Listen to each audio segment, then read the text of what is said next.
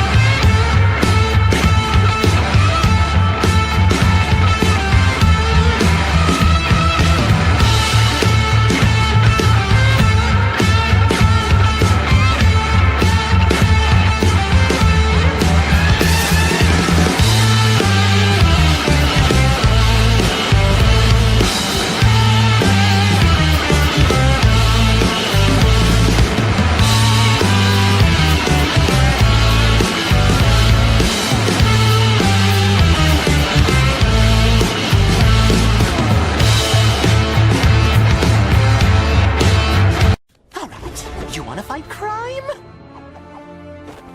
Let's get dangerous.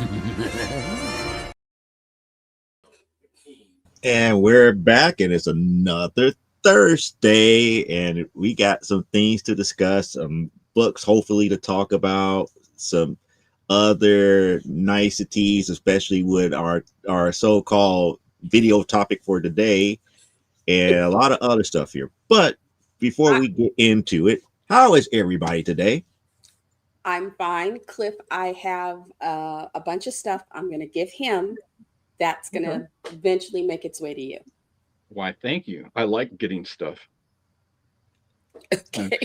Yeah. Frozen on my thingy. Yes. Yeah, I'm good. I'm downing my cup of coffee while we're talking, and got done talking to Grayson about her debut as a podcast panelist the other day, and she goes,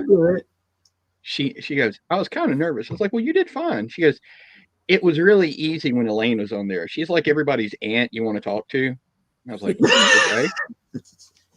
And she goes, and Miss Kelly's like, it's kind of like everybody's big sister. I was like, okay. She goes, but Joe's like the grumpy uncle that doesn't like anything. Yeah. And I was like, yeah, that's pretty much it, baby. She goes, yeah, I just wanted to let you know. I was like, okay. Yeah, I should be the grumpy uncle, but it's not like the grumpy uncle that doesn't like anything. It's just more like I'm the grumpy uncle who's like, oh, you just got to get me invested in the right thing and be like, here, let me tell you about this. Well, we're gonna see how grumpy you are when I'm done tonight, because I got some stuff. Yeah, you got the KO stuff and everything to that magnitude. But before we get into that, we got some outstanding business to talk about. Okay. What happened last week?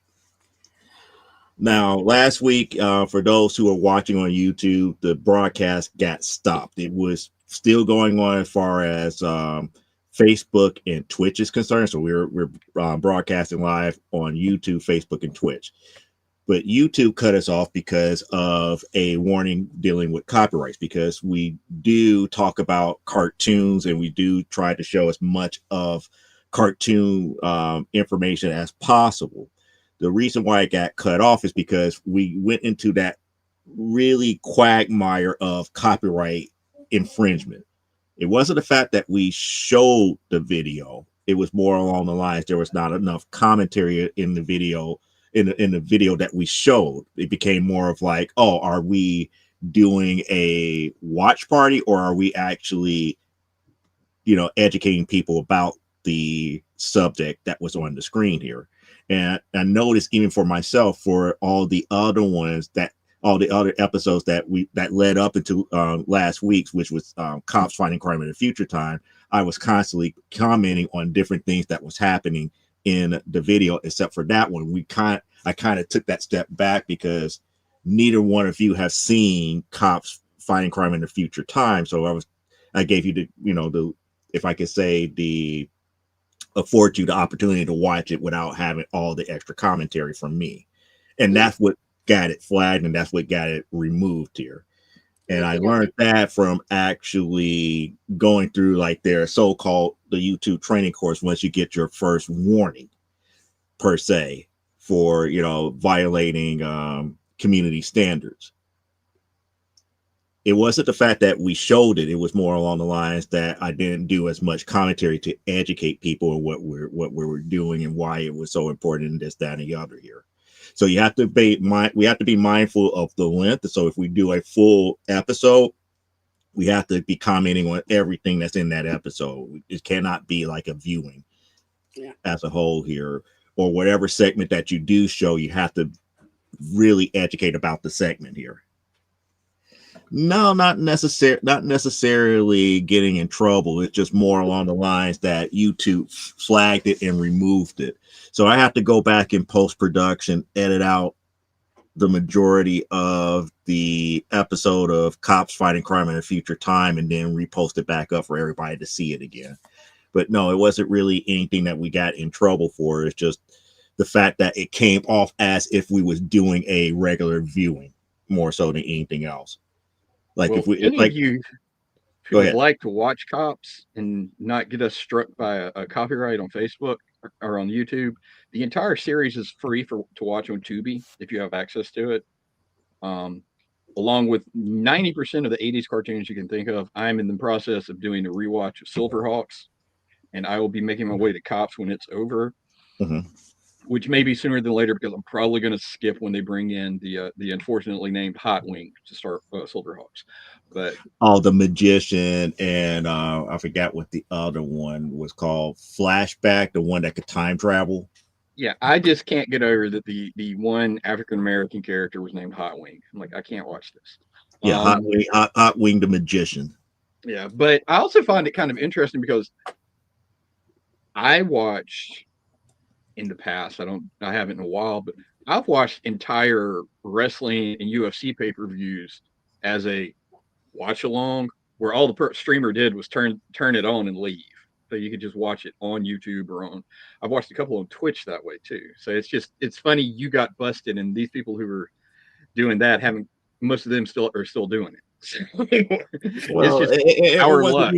It wasn't even getting busted. It was just more along the lines like, I found that on YouTube, I made certain that we wasn't breaking any true YouTube rules here.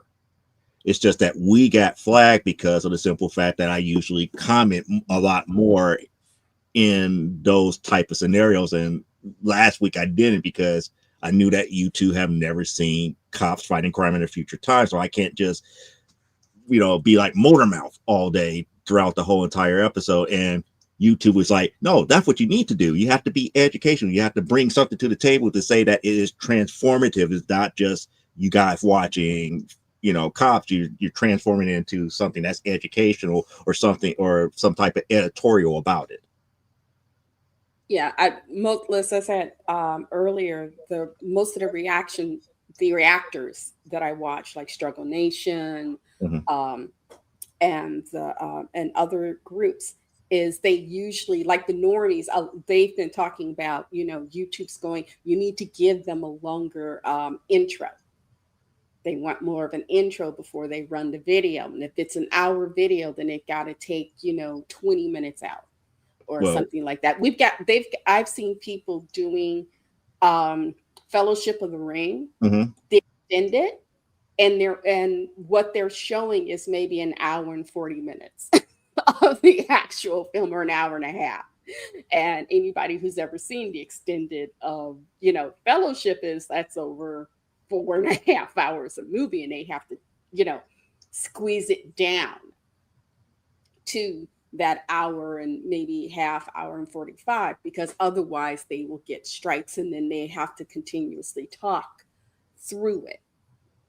Because otherwise it's like, if they're they have to give reactions to it, so otherwise YouTube will give them strikes and stuff. So yeah, and they even said in their so-called training that it's like, go so far, stop, comment, do whatever you need to do, give whatever commentary instruction, whatever, then turn it back on, go so far, and then stop it. And it's like, as long as you bring something transformative or educational to the table, they're okay with it. And I was like, so in other words, I just didn't comment too much on that particular episode. So, and I was trying to watch it straight through, so yeah, it does get to where And it's the algorithm, because I if you mean, had a it's nothing wrong person with. checking up on you as opposed to just the algorithm, because I realized the problem I'm having at Amazon, Mm-hmm. there aren't any people actually running through the print process. I realized that because I ordered 5 copies of The Enslaved. So I would make sure I had at least 10, 9 or 10 copies to take with me to C2E2. Mm-hmm. And I'm going to ask you, because y'all is intelligent men, Mm-hmm. notice anything? Yes, they're Notice different anything? sizes. They're different sizes. Yes. The one in the middle is, the rest of them are pretty much the same size. Sorry. But the one in the middle, that's as tall as it is. Now, it is the complete book. They didn't cut any of it, but for some reason, they shrunk it. And it's like, I'm gonna have to sell this one for like, 17.50 or $18. I can't charge $20 for it because it's a little shorter than its siblings. But it's the entire book, all the text, all the art is there. But for some weird reason, that one just ain't like the others. This It one was being, it was printed that way. It wasn't cut like it got for too some far into the. reason, that one got printed that way. And instead of somebody, usually in my grandmother, my maternal grandmother, used to work in a book bindery. And one of the things they had to do with, they bound books, novels, comics. They did the binding for all these different publishers. So something like that would not have got past her crew, because if they had sent any of that, and understand, they would do the work and there was always somebody there overseeing, checking. They get 50 books done and they go, okay, hold on, and they had somebody checking to make sure everything was fine, that they were exact copies of each other. They don't do that anymore. That's why I sent them a larger file and they sent me back a worse copy. They still, it's uneven and everything, because there isn't a person overlooking the process, making sure. There is nobody who is actually capable of overlooking, because usually what happens is the publisher will have a copy that they send the binders and say, this is what this finished product should look like. This is, and there's usually somebody checking to make sure that everything that they say it's supposed to be there, it's supposed to be there the way that it's supposed to be there. That tells me that there is not anybody managing quality control, because all they did was, it printed out, it cut the pages, they glued them, they put them on a thing, and nobody stopped to say, wait, this one's not the same size. It's the same, it's the book, but it didn't print at the right height. I don't know what happened. All I know is there had to be some sort of, you know, computational bugaboo, Right. and because there weren't any humans involved other than somebody who packed it, and their job is not quality control. Exactly. Now, before we get too far away from it, Lantern 99, Yeah. Bionic 6 is available on the Internet Archive for free to watch, and you can find some episodes on YouTube, but it's not streaming anywhere. And the only place to get the complete series on DVD is some sketchy ass bootlegger websites. So you're gonna have to wait till we finally get around to talking about it. No, we actually Sorry. talked about it already. We already did it. I missed Oh that yeah, episode. Damn it. We already did. We didn't do any episodes of Bionic 6. We didn't we just do like a full episode like we normally would, but we already talked about Bionic 6. yeah. Damn it. Sorry, I you We like weren't talked Bionic about in it. 6. Bionic 6. We talked about Centurions already. We talked about a lot of cartoons. That's why I was saying it's like, where's Bionic 6 at? It's like you missed it. Centurions is That was also on sometime Tubi. last year that we talked about Bionic 6. Now, I will say I watched Bionic 6 and Centurions. They were both awesome. The toys for the Centurions were okay, but those Bionic 6 toys, because they have real metal in them, you could crack somebody across the dome with those real easy.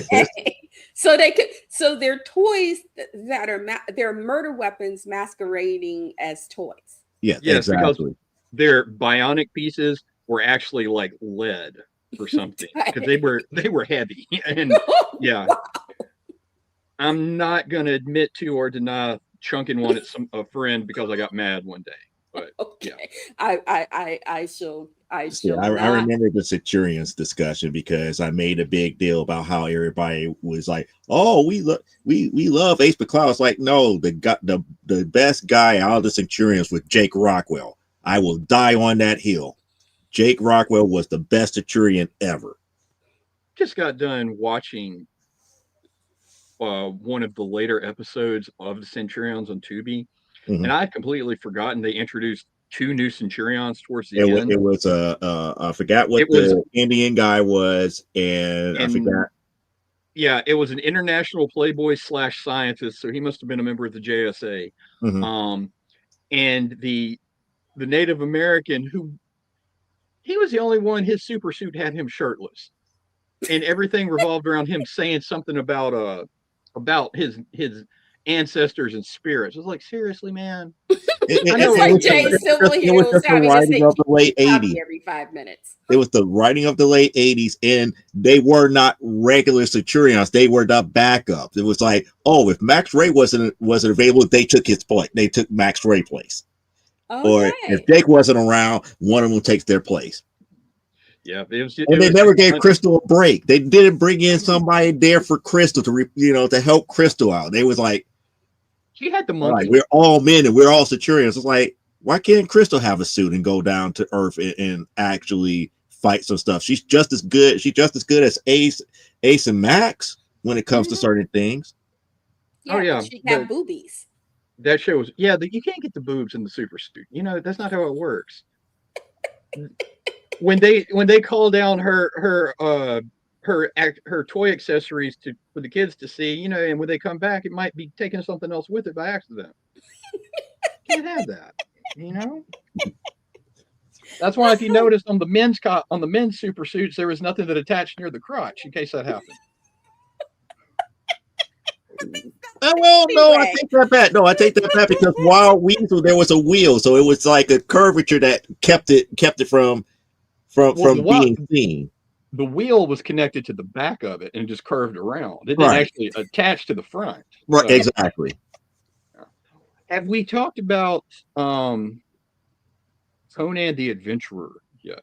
No, we haven't got the Okay. Conan the Adventurer Okay. TV series out here. We haven't got okay, I that far. didn't see that TV series. A series I did see recently, the first 5 episodes of, and I'm not sure if I'm going to watch any more, even if Media Nights do. I was watching the Media Nights react to Monarch Legacy of Monsters. It's on Apple TV. So unless you have an Apple TV account or you get a freebie or something, you won't get to see it otherwise unless you catch somebody doing a reaction video. And they've done well enough that they've got a second season. Media Night started watching season 1, and I have to agree with them. It started good. The first scene opens with John Goodman making a tape to someone, and he's like, I don't think I'm going to make it out of here. And you realize he's on Skull Island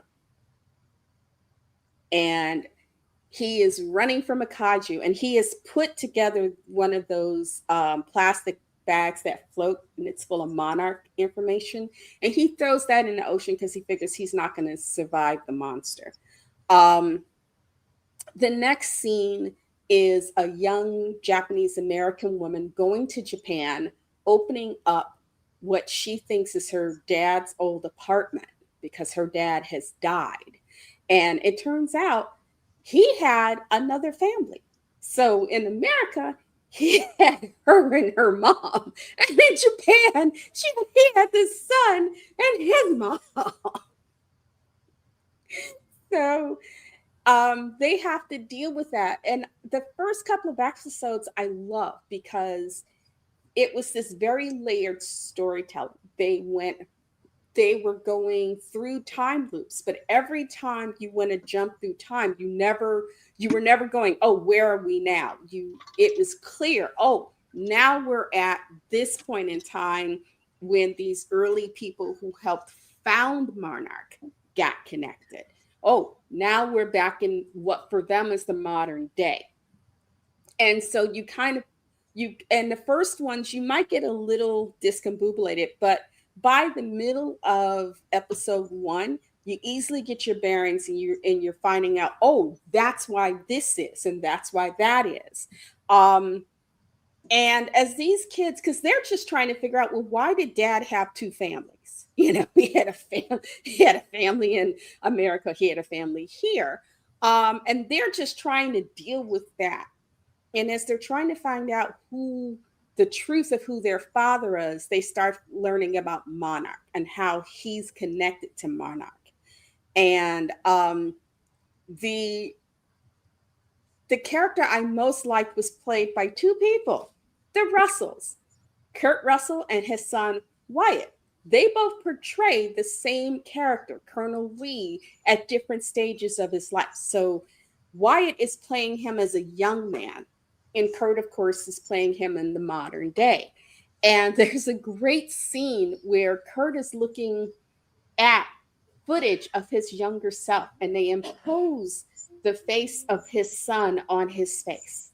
And it is so beautifully done and unsettling, because it's like, oh my goodness, they just look so much alike. But the first, like I said, the first 3 episodes are really good. You start, it ends up being the girl, the two siblings, the girl, the guy, and then his ex-girlfriend, because when his father dies, he ghosts this girl that supposedly he was in love with, and he ghosts her. But she's a computer tech, and he needs her skills to crack the files that they found in this guy's office that are Monarch. And of course, when they crack the Monarch files, it has a thing embedded in it. So the minute you open up these files, it tells Monarch, hey, somebody's looking at me over here. So it becomes this situation of they're trying to get information and at the same time not get grabbed by Monarch. Because the Monarch of this series is not the Monarch that we've gotten used to in the movies. The Monarch in the movies is more, they are, as an organization, they have more integrity. But we get to see Monarch at its earliest days, how they get the military funding, and the how they consistently have to make decisions that are maybe not the best decisions if they want to keep that funding and keep that access and keep that reach. And like I said, the first 3 episodes are really, really good. Episode 4 and 5, not so much, because you begin to learn. And I get it. We have entered the age where nobody likes the straight up hero. Everybody wants more complicated. They want more complex heroes. People who aren't goody goody. And that's great. I mean, Loki is how you do that character exceptionally well. In this series, however, by the time you get to the end of episode 5, you realize, yeah, you were rooting for the sister. You find out, and they take this all the way back to they take it to a degree all the way back to the Godzilla that had Ferris Bueller Boy in it. There are connections. They start talking about things where you're like, oh, wait, that connects to, in some ways. The Matthew Broderick one. Yes, they actually, the test footage that they do at the beginning of that movie for the opening, they do that by episode 5. They do a flashback and you're seeing that test. And it's like, okay, so they don't acknowledge that as part of this sort of canon, but they're using that. So it's like, oh, okay, so they are kind of grabbing all their ducks and putting them in the well, and they introduced two new titans. By now, they're not kaiju; they're titans, is what they're calling the creatures. One is Scarecrow. He would love it here in Chicago. Well, no, he sucks the heat out of stuff. So he will, if you're like, say, if you have a campfire, he's underground. He can sense that campfire. He can come up and he'll suck all the heat out the campfire. And if you unfortunately have to be too close to that campfire, he gonna suck the heat out of you too. So it's and a bat thing that, oh my goodness, how it got this ship from the ocean in one place to an island in the Philippines is beyond me, because I didn't think it was big enough for that, but it did do it. They have some really interesting new creatures, but the kids, the sister that you're rooting for, by the end of episode 5, you want to push her off a cliff and feed her to something, because when we first see her, she and how they tied it into the Bryan Cranston Godzilla, she was in San Francisco when it happened. She was a teacher. She was getting kids off. They had got kids onto a school bus to evacuate them. They were on that bridge. She gets maybe a third of the kids off when the bridge goes, and takes the bus and all the rest of the kids with it. And she's suffering from PTSD. So when things get really tense and a kaiju shows up, she freaks out totally, and you start to feel for her. Your heart starts to break for her, because you realize she keeps going back to that moment. Then you realize the reason she keeps going back to that moment, because she, after being ticked that daddy had 2 families who didn't know about it, turns out she's doing the same thing. She got 2 different girlfriends. She ain't told either of them about the other. And it's like, okay, you know what, girl? You just lost me. All that stuff you did to build my goodwill, and I'm caring about you. You having PTSD attacks. This other girl is helping to talk you down and get you through it, because you about to, you look like you about to crap out. Now you just proved you just a chip off your daddy's old block. And it was like, okay, you know what? I'm not sure if I'm gonna watch any more of this. Then the girlfriend of the brother, the ex-girlfriend of the brother, it turns out at the end of that series is also she's acting as a double agent. So she was a character I was kind of feeling for her, because, okay, you ghosted her. You quit.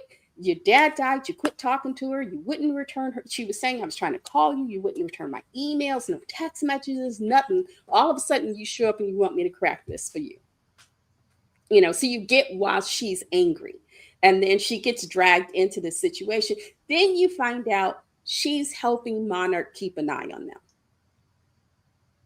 So she's quietly stabbing them in the back. It's like, is there anybody in this series other than the Wrestlemen, who are decent? Because the women, I'm looking at the women going, okay, I would feed y'all. I would find the nearest kaiju and just feed you both to them, because obviously y'all done played with my emotions, and then you tell me, oh, we ain't worth the trouble. It's like, okay, you know what? I don't know if I'm gonna watch another episode. I was at the point of going, I really feel bad, because you can only watch it on Apple, and I'm gonna tell you, I don't know if it would be worth paying for Apple just to see this. On the one hand, yes, the effects are good. It's beautiful. It's cinematically shot. So visually, it is really good. The opening with John Goodman, love that. Like I said, episodes 1, 2, 3, fleek. After that, boom. I'm gonna be honest. I don't know if Media Nights, and they were like, they didn't know if they were gonna do anymore. So it'll be a week before I know if they watch another one, but I don't know if I will bother to take that journey. So there you have it. Well, that you kind of made me not want to think about it here, because again, you described a couple of the characters, and I'm like, That's just poor writing. And I just believe stuff like that is just poor writing. It's like person who has PSTD and you put them in the middle of a situation where the father is a part of a organization that deals directly with kaijus, which means that dear old dad knew something about why I have this mysterious PSTD, and then you get like father like daughter, or like, you know, father like his siblings situations. It's like, well, yeah. it turns out their grandmother, his mom, their too. grandparent helped start it. And one character points out when they're talking about Kurt Russell's character, it's like, shouldn't he be in his 90s? And they're like, yeah, he should be going towards 100. It's like, that is not a guy who looks like he's in his 90s. So we know there's some mystery, and and what they're doing is they're giving you little bits. They're not giving it all to you at once, but it's like, okay, I get that. And I love the layered storytelling. You take us back and then you bring us forward, and you show how this connects with that. And as we continue to go along, you're continuing to give us the breadcrumbs so that we'll continue going on this journey. And like I said, the first 3 episodes in that regard, when it was just them, when we were finding out more about the mystery, because they didn't know about Monarch. When the girl goes to Japan, they're showing how Japan has got everything. I mean, they have the cab driver they go under a bridge, and on top of that bridge, they've got missiles. They got missile launchers set. But the Japanese cab driver tells her, "Oh, that stuff in San Francisco, that was all CGI." And the look on her face, she's like, "Oh, okay." And when she gets out, and you can tell by the look in her face, it's like, "No, baby, that was real." Because the look on her face says, "No, baby, I was there." But you can tell she doesn't. She's in no mood to get into that argument with him. She just wants to get where she's trying to get. And like I said, they didn't know what Monarch was, but the more they try to find out about what's happened to their dad, because he was in San Francisco and then he disappeared. And I at first thought he was dude who he was let them fight. I thought at first he was the let them fight dude, you know, from the first 2 movies, where and it's like, oh, well, he might be dead because that guy took, you know, he gave Godzilla the uranium, you know, he set off that bomb so that Godzilla could get re-energized underwater. So I don't think he's around anymore. And it's like, and I had to look, and it's like, okay, it's not that guy. This is a different guy. But still, like I said, they started really well. And then by the time 5 came around, I was like, okay. But I guess they have built enough of an audience that they got season 2, which for Apple, you know, seems to be their way with things. Hey, Leia, because anybody who's ever read Asimov, I've read the Foundation series. I've read most of the books in the Foundation series. And the Cleon character, the Emperor of the Galaxy, is at best a secondary character that by book 3 is pretty much like 2 paragraphs out of the book that he's mentioned. But Apple has kind of retconned that series because Lee Pace as Brother Day has turned that character. It might as well be the Brother Day show, because that's what they just want to see him fighting folks naked. Because he's very popular, especially naked, fighting folks. To explain it any more than the fact, you know, if I explain any more than that, we're gonna get smacked. And we don't have our TMA. Joe, you didn't put the TMA thing up there, so they're gonna come after me. But it would not be the first time that Apple has, you know, maybe they got notes and they messed around with it, or the kids that have watched the show identify more with these kids. I have found that listening to people watching people do discussions about superhero movies, you know, why so many people liked Loki, but towards the end Oh, didn't like him by, because, by the oh, way, well, blame Elaine. Blame Elaine. blame me for what? I put it up there now. Oh, okay, there we go. You know, I've heard people get upset because, oh, Loki found his purpose. He's not evil anymore. It's like, well, the whole point of is suggesting that maybe he was understood because he kind of had a feeling that he was meant for this great purpose, but his ambition outweighed his ability to figure it out. And it took this situation to pull him out of things so he could look at it from a different perspective and then go on that journey to find his purpose. You know, and but it's like a lot of kids, they want the heroes who are screw ups. And if in other words, they want the heroes who are screw ups, and if they fix something, it's more out of an accident as opposed to them being heroic. It's like, oh, you just happen to show up at the right time and kill the monster. No, no. Again, why did people have a major hard time with the last Power Rangers movie then, if that was the case? It's the thing about Loki is all these little teenage girls who order off of Temu because they can't afford Hot Topic thinks he's hot. Well, he So is. I've seen him that's where it all naked. came from. I've seen him naked. He's hot. I've His seen him naked. story was not supposed to be that big until he caught fire with that crowd. So that's why they Loki'd everything. But And which annoys because the hell out of me because all you have to do is pick up any Thor comic throughout history, and Loki is the god of mischief and the god of evil, not the god of misunderstood emo-ness. That drives me up the damn wall. yeah, they Well, retconned it, again, but that got even retconned to a certain degree in the modern incarnations of the Thor comic book. After the movie, after all these A little little girls bit went, before the woo! movie, a little bit before the movie, when they actually started to change his origin to about him actually being a frost giant, and the whole thing about the seven realms and how Odin brought the seven realms back into harmony and all the deals that he made. He was a frost. I remember reading in the 80s with Walter Simonson, he was a frost So giant. definitely not Simonson. We talked about early 2000s Thor. Early Well, no, 2000s Thor. It's like what I'm saying I like is all the way Simonson's back. Thor. I go back to that as my canon. He was a frost giant back then. well, But but not. now But the we thing have about it is that he never knew the history. That he always thought that he was just like Thor. Like, I was born of Odin.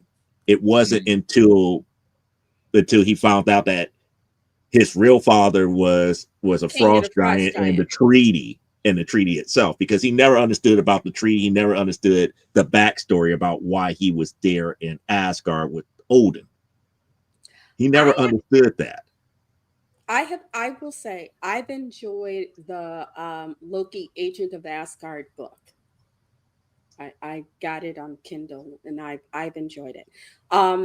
I did enjoy the Loki series. It was an interesting take on the Loki character. It gave him an arc that I was not expecting because I grew up reading classic Thor, and Loki was always, this was the guy who kidnapped Storm, and the New Mutants had to go get her and bring her back. And the only way they could literally get her is they had to go tell the Warriors 3 to tell Thor to tell him to leave that woman alone so that they could take her back to Earth, because he was trying to find someone that he could use who could beat the crap out of Thor. And she had all these lovely, elemental powers that he thought if he mind banged her, he could then use to his advantage.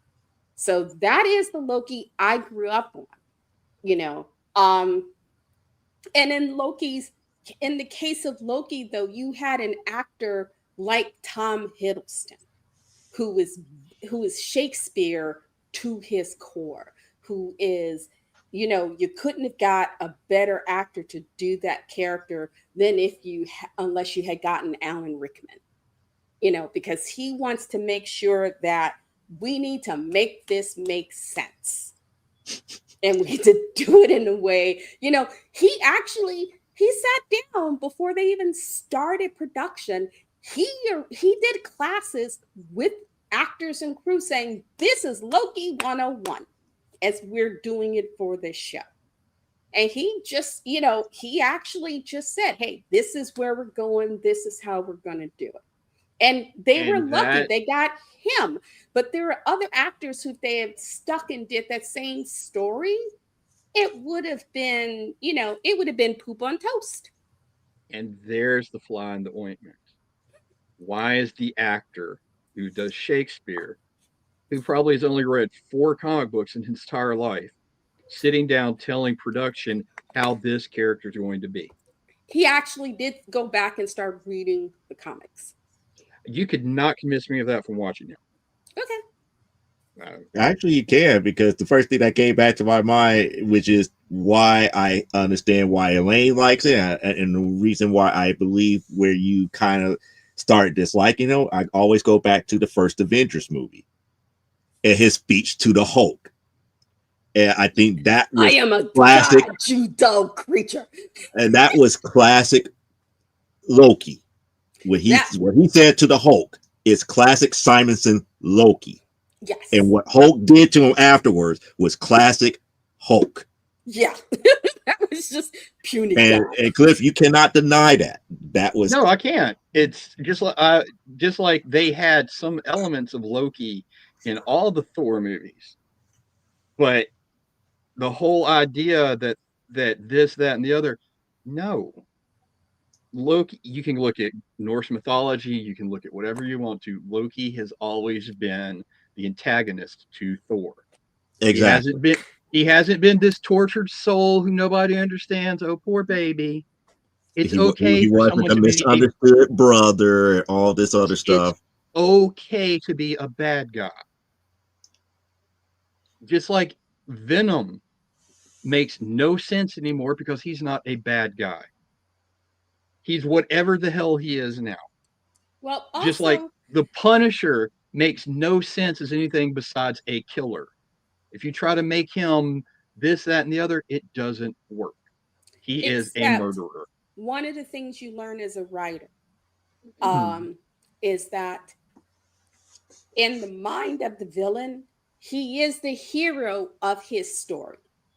That's what makes Doom, and that's why I can't stand with everybody cannot write Dr. Doom. Everybody cannot write Dr. Doom. Correct. Well, Lex Luthor believes that he is the hero of his story, but he is the villain, and everything you see him do shows that villainous side of him. They've tried to redeem him like a dozen times, and it never works. Okay, I gotta throw a penalty flag on that one, since you're going to bring up Lex Luthor. Oh no!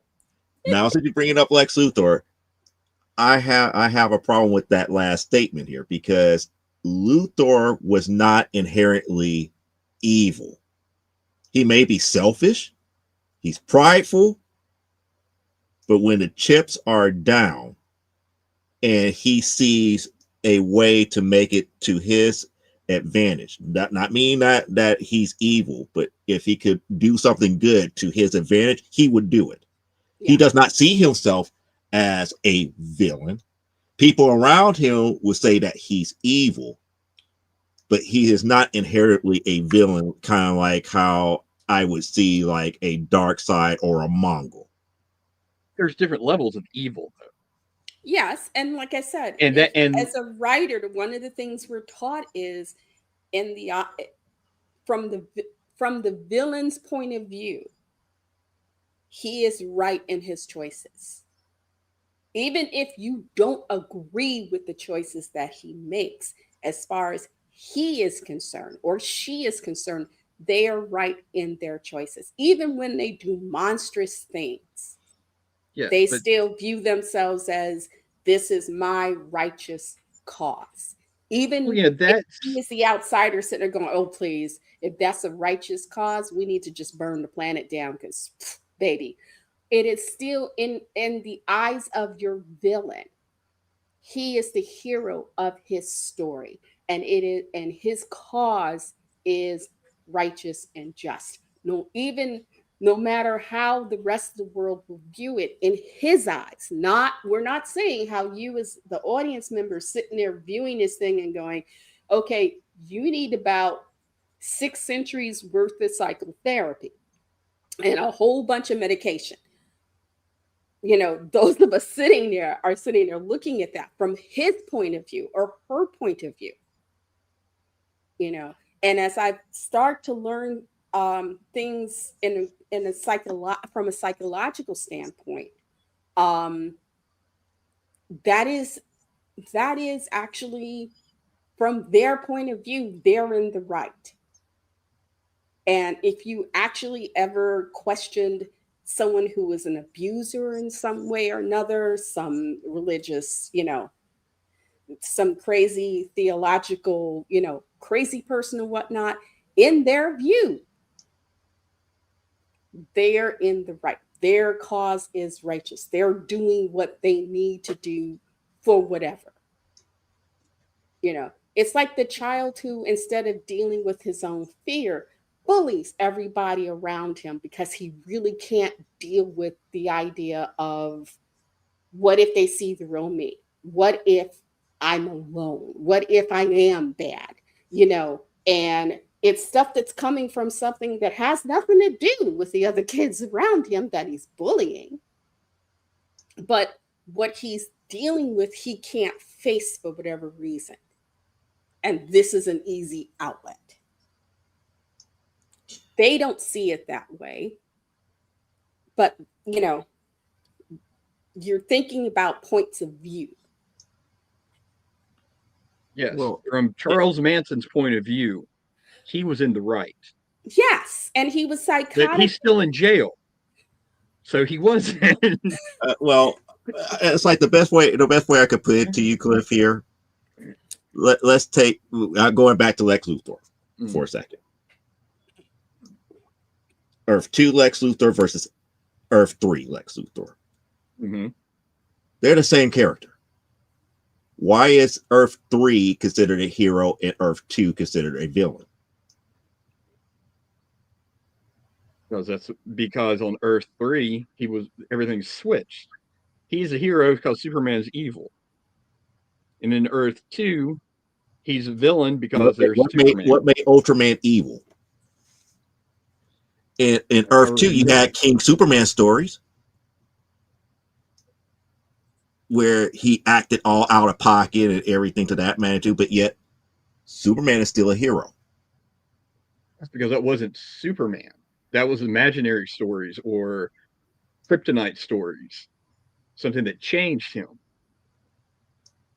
Now, if we go by the Smallville definition of Lex Luthor, he was changed because his daddy was mean to him, but he was still a bad guy. Okay, if you go by the Silver Age, he hated Superman because when he was living in Smallville, his Superboy's super breath blew his experiment back on him and made him bald. He's still a bad guy. Well, let's go back even further than that. When they introduced Lex Luthor, he was a prison jumpsuit wearing villain. They purposely made him that way. That doesn't necessarily mean that he himself is a villain. That's just a paradigm that stuck. Now we went from that incarnation of prison suit Lex Luthor to a Lex Luthor that had became president, that had gained the confidence of the entire world as an upstanding citizen. He has his evil tendencies. He has his ego streaks here. He has made a lot of bad dealings and everything. But yet he's not inherently evil. But because of canon, the way that we look at canon in these stories, we go all the way back to, oh, he was originally set up as a villain back in the day with his good old fashioned prison jumpsuit. And we just keep that happening. That's the reason why I brought up Earth 3. Earth 3, he was essentially that same character, the same prison jumpsuit wearing villain. But when he got out and we saw what was happening with all these superpowered characters at Earth 3, he did what he could to save humanity. Just like this Lex Luthor has at times did what he could to save humanity as he see fit. It's not really a point of view. It's just what we take to heart as canon. And are we willing to let that go for the paradigm shift for the type of story that was being told at that time? So it not necessarily mean that Loki is a bad character because of what the movies did.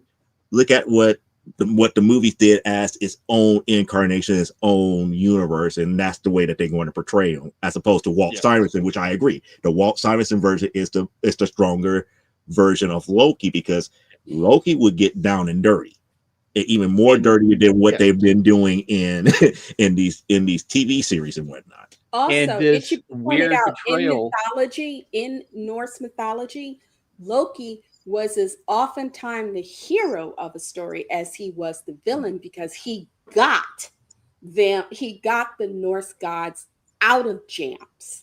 As often as he got them into them, it was Loki. Remember, Loki got pregnant. He had to turn himself into a female horse so he could lead off this horse, because this dwarf was doing what they didn't think he could do. And it's like, okay, we got to figure out how to trip this guy up. And so they actually got, what can you do? So he's like, fine. He turns himself to a horse, a female horse, to seduce this guy's stallion.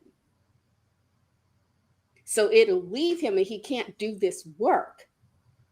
And then he ends up gets knocked up and gives birth to a baby horse. So there are times the situation with Loki was always shifting, because there are times when he was there to get them out of messes. Yes, he got them into messes, but he also got them out of them. There were things that Loki was not necessarily the one creating a mess, but they had made an agreement to this, that, or the other, and got to the point of, oh, we can't fix this. Loki! And Loki had to get up and go, okay, I ain't birthing no more horses, though. And had to come in there. So even in Scandinavians are weird.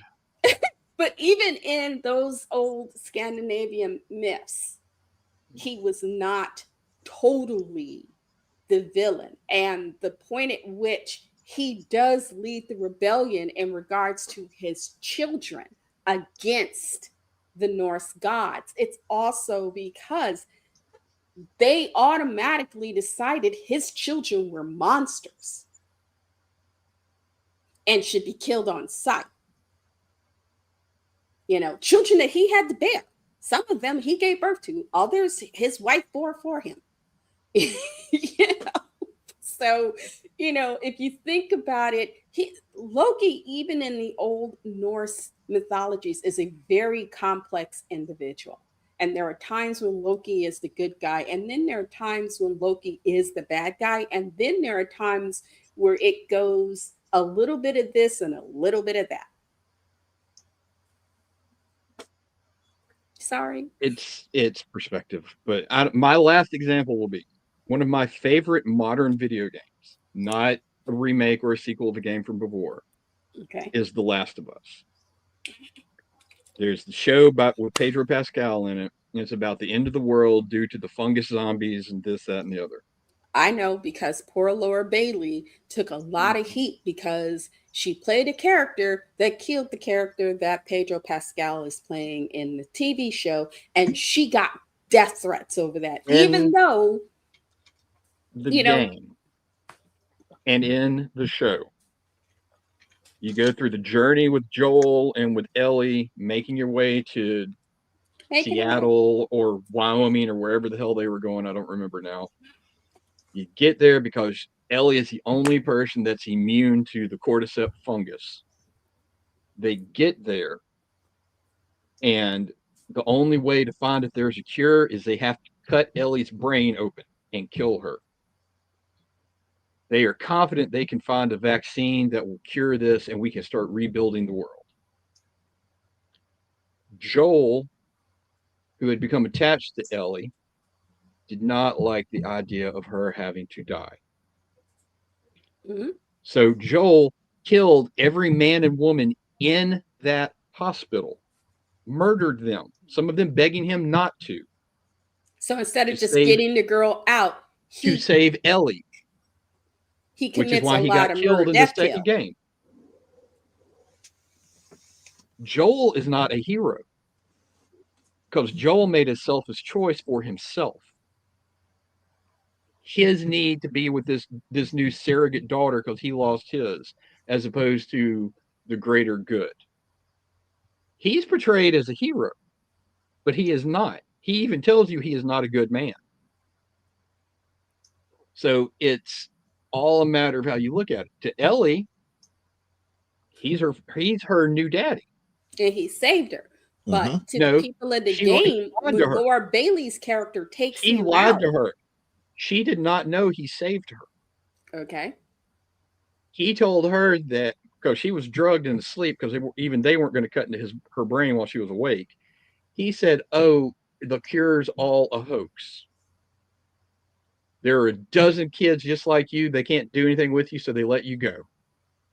It wasn't until years later, and Ellie was grown, she found out the truth, and she didn't want anything to do with Joel anymore because she said, "My death, my life was supposed to mean something, and you took that away from me." Her Later death on, would not have been without meaning. she realized how much she loved her surrogate daddy after he was killed by people who saw him as the bad guy. Mm-hmm. And then she went on her revenge tour 2099 to get rid of all of them. Joel's not a hero. Just like Barry Allen's not a hero. Because Barry Allen created the New 52, which was villainy by itself, but he did it because he was sad he missed his mama and he screwed up the universe. Because he It's didn't. a little bit more than that, but yeah, that's the There was only a little bit that's more. the Arkham's Razor version of it. That was the at the time of the New 52. There was no Dr. Manhattan. There was none of this. It said in Flashpoint, you have no control over the Speed Force. You cannot travel through time. You smash through time and space like a sledgehammer through a windshield to get what you wanted. And that's how we got the Flashpoint universe with the evil Aquaman with his red shirt on, where you knew he was evil. And you got Oh, Wonder Woman with her weirdo whatever, and you got skinny Superman and Joe's favorite Thomas Wayne Batman, all because Barry Allen was selfish. And then when he went back to try to fix it, that's when it screwed up even worse, and we got the New 52, and everybody was running around in body condoms. See, you forgot the one thing that happened before Barry Allen did that. If you bring up Pandora, I may scream. No, I'm not going to bring up Pandora. No, I'm not going to bring up. I'm not going to bring up that. I'm not going to bring up that. I'm going to bring up one person, Eobard Thawne. What did Eobard Thawne do before Barry did what he did? Eobard warned him. He said, "It's nothing you could do to stop me from killing your mom. You don't understand the greater significance of doing that." Yes. And so, no matter how fast you run and how many times you attempt to go back in time, you cannot stop this from happening. Yes. That doesn't mean he had anything to do with it. He was telling the truth. That's like when I tell the 8-year-old, honey, every time you walk off the couch and fall through the air onto the ground, it hurts. Don't do it. And when she gets up and does it again, that's not my fault. No, I'm not the bad guy. It's like you tell her, it's like you can't break the law of gravity. If you break the law of gravity, there's consequences. That's pretty much what you're saying. But yet that's not going to stop a character from doing what he's going to do. Barry's an 8-year-old. Mm-hmm. So Barry is I just want my mommy. Mm-hmm. Basically, right. It is the child that has not had a change. That is the wounded child that has not matured to accept that mom's gone. To bring mom back could do more harm than good. All he knows is mommy's gone, and I want my mommy back. Yes. It's kind of like, there's that point. I keep thinking Princess Bride. When Inigo is finally fighting his nemesis. and he's making this, oh, I'll give you this, I'll give you that, whatever you want. He goes, I just want my father back. And he kills him. And at that point, you realize he's realized, if I kill this man, it's not going to bring my father back. But at least the man who killed my father isn't breathing anymore. It's that sense of, eye for an eye. And you get it in many ways. Inigo is kind of an injured, he is the wounded child. Daddy got taken from me. And because he says, he's learned how to use this sword. He's become a master of it, just so he can walk up to this guy and go, hello, my name is Inigo Montoya. You killed my father. Prepare to die. He has,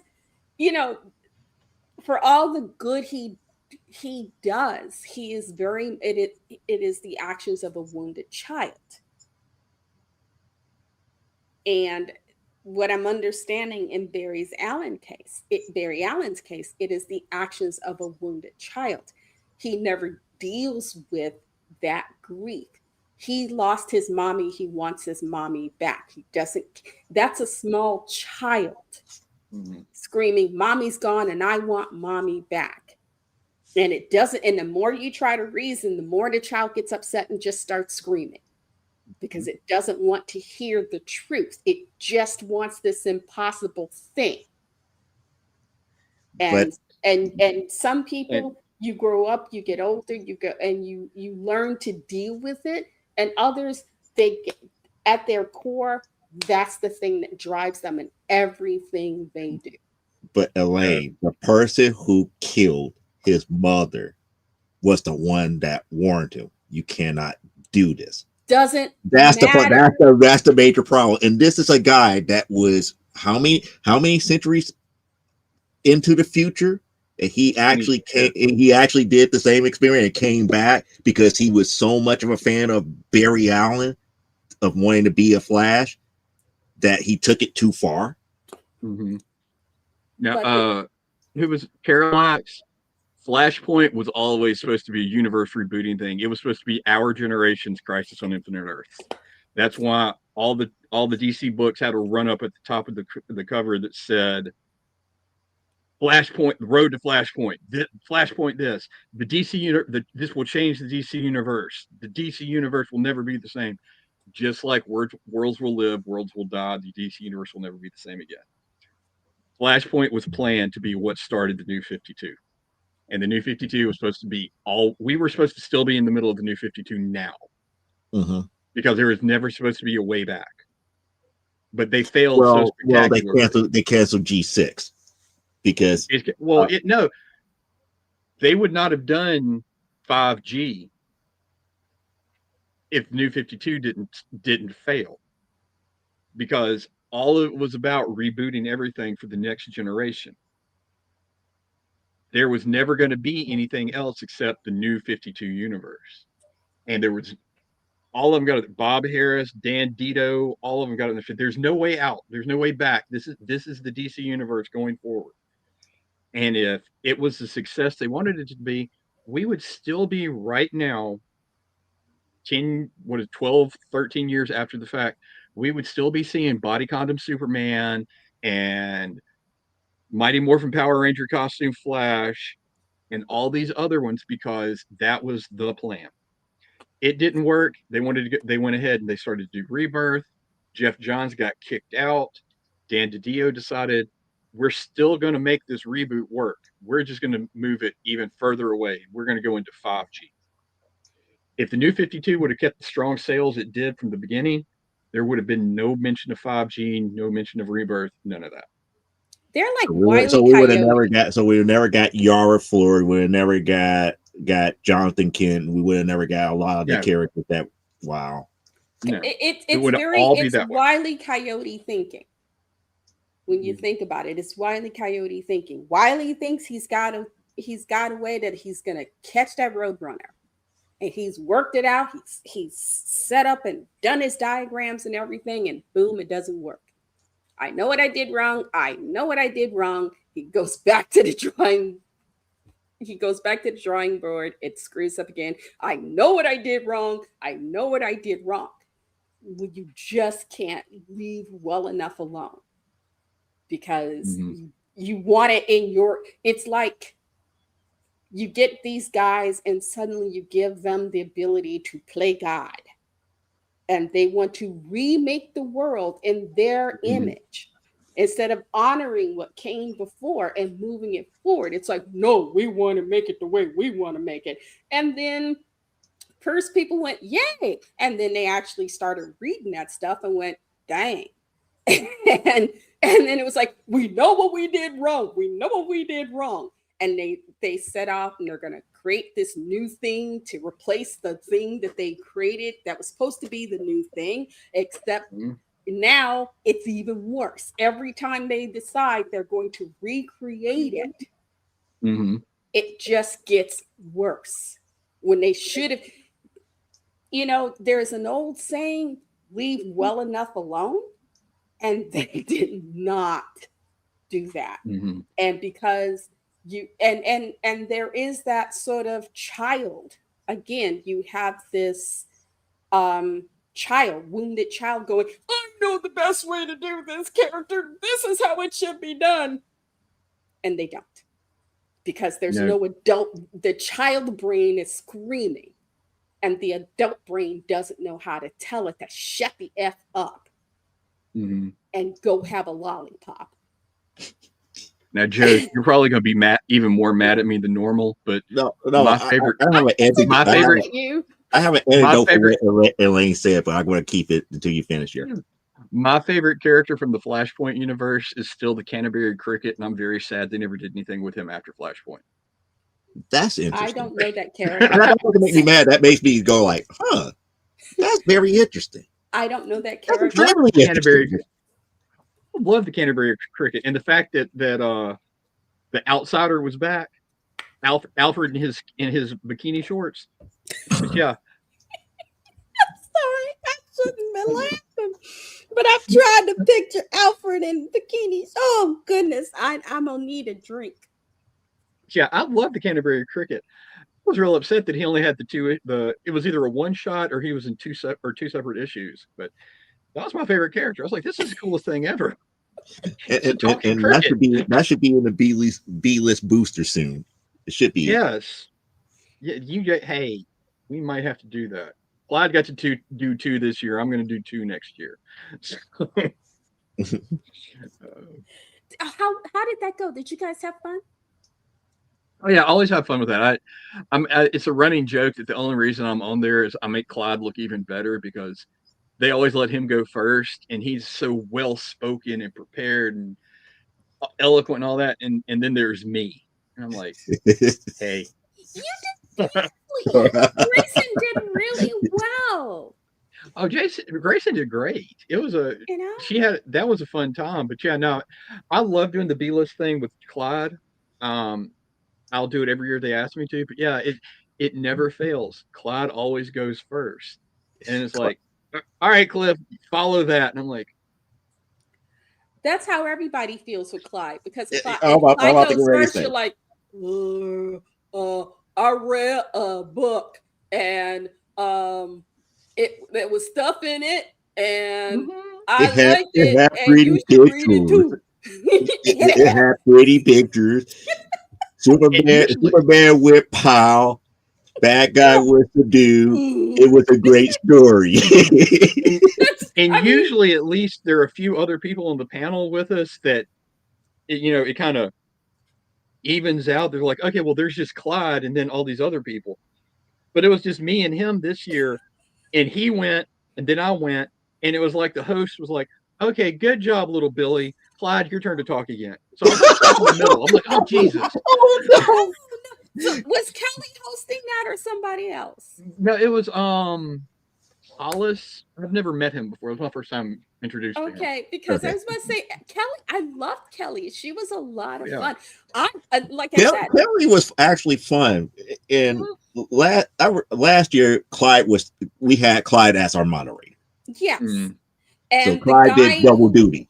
Clyde actually did double duty. Who was in charge of all of it actually got on board with us. And it was like, and DC Chen was watching, and he was so happy, and he's gonna kill me because I didn't get his book in time.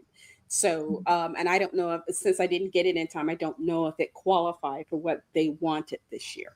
So I feel really bad, DC, if you're watching this. Yes, come to DC, come to C2E2, yell at me, Panda. I get it. I have it coming.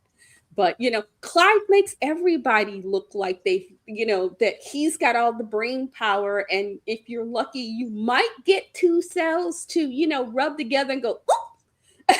So that's just part of being with Clyde. He's the elder statesman for a reason. Again, what did the intro say when he was on the show? He's the elder statesman. He's the elder statesman. He is the reason why you watching this show. He is the reason why you watching this. Not because of me, not because of Elaine, not because of you, Cliff. He's the reason, because he just have that way of just making it like pop for some reason. Yeah, and every year he pops, and then there's me to make it go. No, it's not. You don't give yourself enough credit. You don't make it go. What happens is like here's high level academia, and then sup. and that's perfectly fine. That's perfectly fine. You can reach those people who are like, okay, I don't. It's like Clyde made it seem so highfalutin, but I like Cliff because he speaks my language. Yes. It goes from the Harvard professor to the guy screaming behind the Goodyear. So yeah, but I that's understand. okay, because there are a lot of guys who buy comics who were screaming behind the Goodyear. You speak their language. They're going, I know that guy. He understands me. It's okay. We each, there aren't that many crazy 65-year-old black chicks running around going, yeah, you let me read my comics. But the few that are out there are going, I like her. He did my language. So I'm here for them. Well, just like how Grace said, I'm the grumpy uncle. I play that grumpy uncle to the best of my ability. I would do it from this point forward. I'm the crazy lady. I'm the crazy lady. I didn't. My computer was wonking, and I had to go out and come back. So I missed part of what you said at the beginning when you were talking about when you and Gracie was doing it. Grace, you didn't miss much. I know we're just like jumping all around with tangents tonight, and I don't want to take us further off comment. But Missy Lane saying the thing about being the crazy 65-year-old woman made me think of something I had to share with you guys, just so you have my pain. Okay. I went to the dentist this week because I'm getting some of those implant dentures put in, and I had to go in to get my mold made. And I did not realize that one of the steps was they put hot wax in my mouth and told me to stand still. Oh, no. Ouch. Oh, but no. Apparently it was idiot day at the dentist, because I'm sitting there holding this in my mouth and they're telling me not to move. And, most dentist offices nowadays are all open where you can hear everything going on. And there's about 50 people screaming. And in the room across from me, there's this dude. I don't know who he is. All I can see is his hairy legs because he got on a pair of shorts. And the dental assistant walks out of the room and says, ma'am, to talking to the doctor in there with me, he wants to know if he can do his mold while he's standing up. I'm like, what? And the dentist is like, okay. And then I look out of the corner of my eye. This little bitty old lady comes out of the waiting room, walks into the room with this large, hairy man, and sticks her finger up at him and goes, you sit down now. That's me and Charles. I'm holding this stuff in my mouth where I can't move. And I'm trying so hard. I'm trying so hard. And I finally calmed down from that. And then in the room next to me is a little old lady. I can see her out of the corner of my eye. And the little dental assistant comes there and goes, hi, Miss So-and-so. I'm going over the notes from your periodontist. And the old lady goes, I hate that damn man. And the girl goes, she's after my own heart. and the girl goes, oh, okay. It says here in his notes though that you rinse your mouth out with Clorox. Oh. And the lady goes, yeah, I like how refreshed my mouth feels. What about it?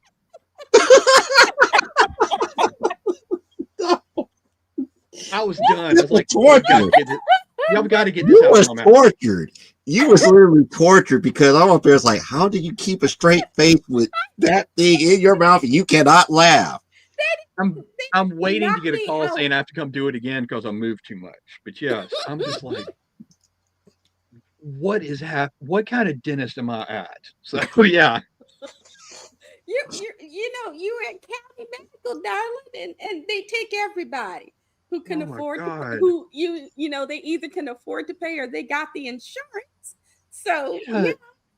Oh, but yeah, that it's like, yeah, where's my mouth? I would like it. I like how it ratchet. Yeah, rinse with Clorox because I love the way it makes my breath smell when I'm done. I'm sorry. oh, just I'm sorry. No. Courtney thinks See, I have lost my mind. My mind's already gone there because now up there it's like, you know what? Those are the type of people that would have taken a certain person seriously that said, "Oh, just drink the Clorox and it would clear itself up." I'm like, no. Yes. Oh my goodness. I was thinking we were reaching there because I had the same thought. Yeah, I rinse my mouth out with Clorox because I like the way how refreshed my mouth feels afterwards. I'd seen something similar. I can't remember it was a movie or TV show where this chick was saying how she washed her hair with Pine Sol because it cleared up, it rinsed out all the grease. And I'm thinking, okay, dokie, you wash your hair with Pine Sol. Because this other woman's going, oh, your hair is so soft. What do you use? She goes, Pine Sol. Let's just look at her like, okay. I need to go in this direction. I was in high school in the mid 90s, so when most of the hair dyeing craze with girls and guys really hit its peak. When I was raising babies, I was in school. This girl in my Spanish class. She came to school and her hair was like neon red, and she said, I didn't have any dye at the house, so I used cherry Jello to dye my hair. Yep. And I am not lying. In the middle of class, she had Jello falling out of her damn head. Oh my god! Because it's melting. The heat in the scalp is melting it. When I was a girl, there was a craze. I don't know if anybody ever told you, Joe, but there was a craze where you would black girls would bleach a spot in their hair so it would turn orange. And some of them look good. My cousin Sonia did it, and it was like, ooh, that color's good on your skin type. When Julia did it, it was like, child, why did you let them? There's a point at which you really don't do something because so and so down the street got it done too. As the old folks used to say, if your friend Floyd told you they were selling butt kickings down the street, would you go? And he was gonna get one. Would you go get one too? It was just, it was various levels of success, and some of them looked really good, and others is like, oh, child, you'd have done better if you just stuck your finger in the socket. Just suck your finger and stick it in the socket and go wee, because that's just scary. It was like the Jerry curl. How Jerry made everybody, was making so many people's hair fall out. Because it's like, yeah, there's a reason so-and-so in Hollywood, because they have hairstylists. And if something falls out, they get it weaved back in. That is just not something, unless you can pay $500, $1,000 a week for the specialist to do your hair like that. That's not meant for you. Oh It's my like I'm glad that Cliff said the thing about the Jello because yeah, I remember girls back then doing that type of stuff. Mm-hmm. You wanted to get that particular look, or um and I grew up at a time I was a weirdo because I didn't know how to sew. I took home ec. I sewed I sewed a sundress and an apron, and neither of them. It was just like, is that supposed to be that way? And it was like, that's why I failed, And my dad was like, "Will they let you take wood shop?" And luckily, they let me take wood shop, and I passed. So not all of us are meant to do the same thing.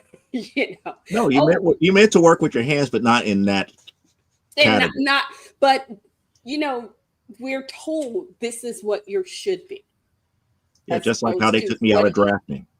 you know, They took me out. They took me out of drafting, and put me in regular art because I was too so heavy handed. Mm-hmm. And like I yeah. said, it's like it wasn't the fact that I couldn't do the work. It was just the fact that the instructor was very hard. He was very harsh, and he knew exactly what he was doing. He was going to prepare us to be actual real draftsmen. Not everybody can be an actual real draftsman. And There are then really great artists who are not great draftsmen. That's just the whole point of it. And I get it.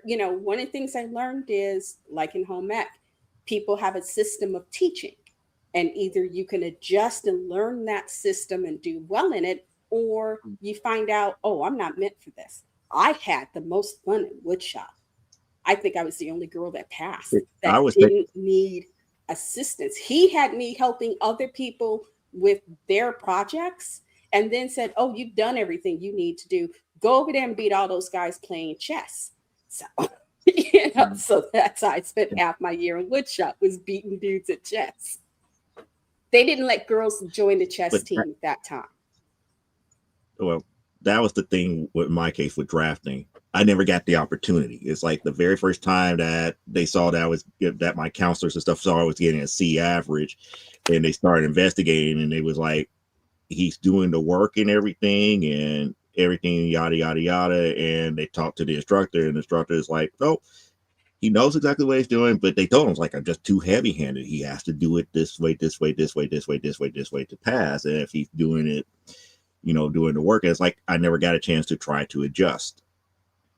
I'm so sorry. They took me out of it because it would have been that would have been an extra added skill to have to be able to do drafting to bring into comics when I do the Bristol boards and stuff.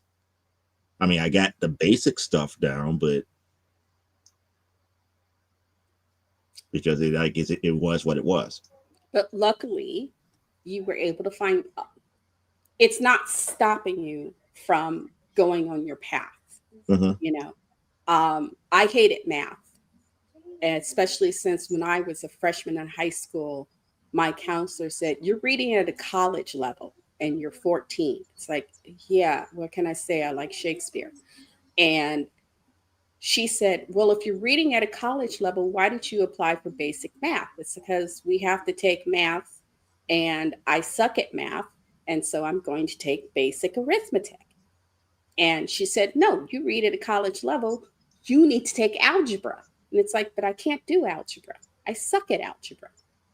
It's like I'm better at, because I said, she said, "You're also taking biology." It's like, yeah, because I know I'm better at biology than chemistry. And so, but she got up and decided, "You read at a college level, so I'm going to tell you what classes you can take." And I said, "No." And then she called my dad and told him, and he said, "Well, you're going to do what she tells you to do." And then I failed because nobody wanted to hear me out to say, yes, I can read at a college level, but I couldn't beat a fifth grader in basic math. So let me take basic math and at least get a C so I can have a BC average, because, yeah, um, over in biology, I was a B student. English, A plus all the way, you know. But then, they screwed my average because I failed algebra. And I Don't was feel in, bad. I can't do modern sixth grade math, and I'm supposed to be the homeschool teacher. So well, I can't do it either. So I can it's help you with art. Is this the part where I have to turn my camera off? No, I can help Because you with art and I'm the one literature. that got the degree and was taking courses such as multivariable calculus and number theory and discrete logic. He's got the big brain. No, So I got the analytical brain. I mean, I'm not the best in math, but let's just say that my senior year in high school, they couldn't offer me a math because they would have forced them to put me in a college class. so between the three of us, she can pass any test. Because okay. I can help with the English language stuff and the art. Mm-hmm. You know, I got that. Long as we're not getting into like differential equation, multivariable calculus and stuff like that, math is not going to be that She's hard what, eight? unless they change rules to stuff. Unless they change Well, the rules to stuff, and then I have to. Grayson Yeah, that's what I Grayson's said. 11, and Well, she's in sixth grade. okay, so And she's at least a good 12, 13, ma- 14. Yeah, she's a year ahead.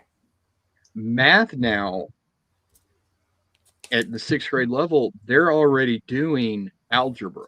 Pre-algebra. Well, no, this is full on algebra. She's doing square roots and all In the. other words, if she passes these classes, she'll be in calculus by the time she's in eighth Mhm, grade. So she's pretty doing much. stuff like two x squared minus Hmm. x equals 5. So Yeah. she's at that level. And John can do that standing on his head. I They was both can in calculate. math.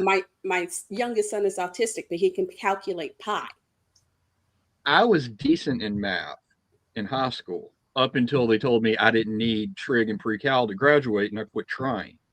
Ah, So now, because I don't, it's like anything else. I'm out of practice. Mhm. So I thought I was going to have more time to at least knock all the rust off, but I'm having to like you go on YouTube and like, all right, how do we do PEMDAS again? you want me to start? You know, we got a brain trust over here. This one's if it, a programmer. That Long, one's just long as smart. we're not doing geometry right away, where I have to remember Mhm. angle side, and all of these other Mhm. theorems off the top of my head. Well, I That mean, last year in fifth grade, she was doing area and perimeter of triangles and squares and all of this stuff oh, and but that's still comparing. simple math. That's still Yeah, simple math. so That's still they're simple getting math. there, Like for which proving that a rhombus is a square mm, through a proof is yeah. not easy. Now But I'm she good won't with have that all of till high that school. because I think it's good that the younger they are, the more complex the math they're doing is. The bad thing is it means I have to remember how to do this where I can keep up, and I'm But old. like but like I said, there are brain Mm, trusts here. You yes. can reach out, and between the brains I birthed and that one, Hmm. we can get you an answer. Yes. And Well, we can get it to luckily, you in a simple we can get it to you in a simple enough way where you can explain it to her. right. Luckily, my oldest is still taking those high level math and science courses in college. So So she's she kind of helps she she tutors baby sister. no.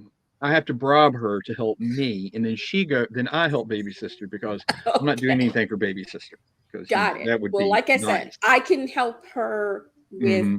when she gets to where it's reading English Hmm. composition, books and stuff like that. Hmm.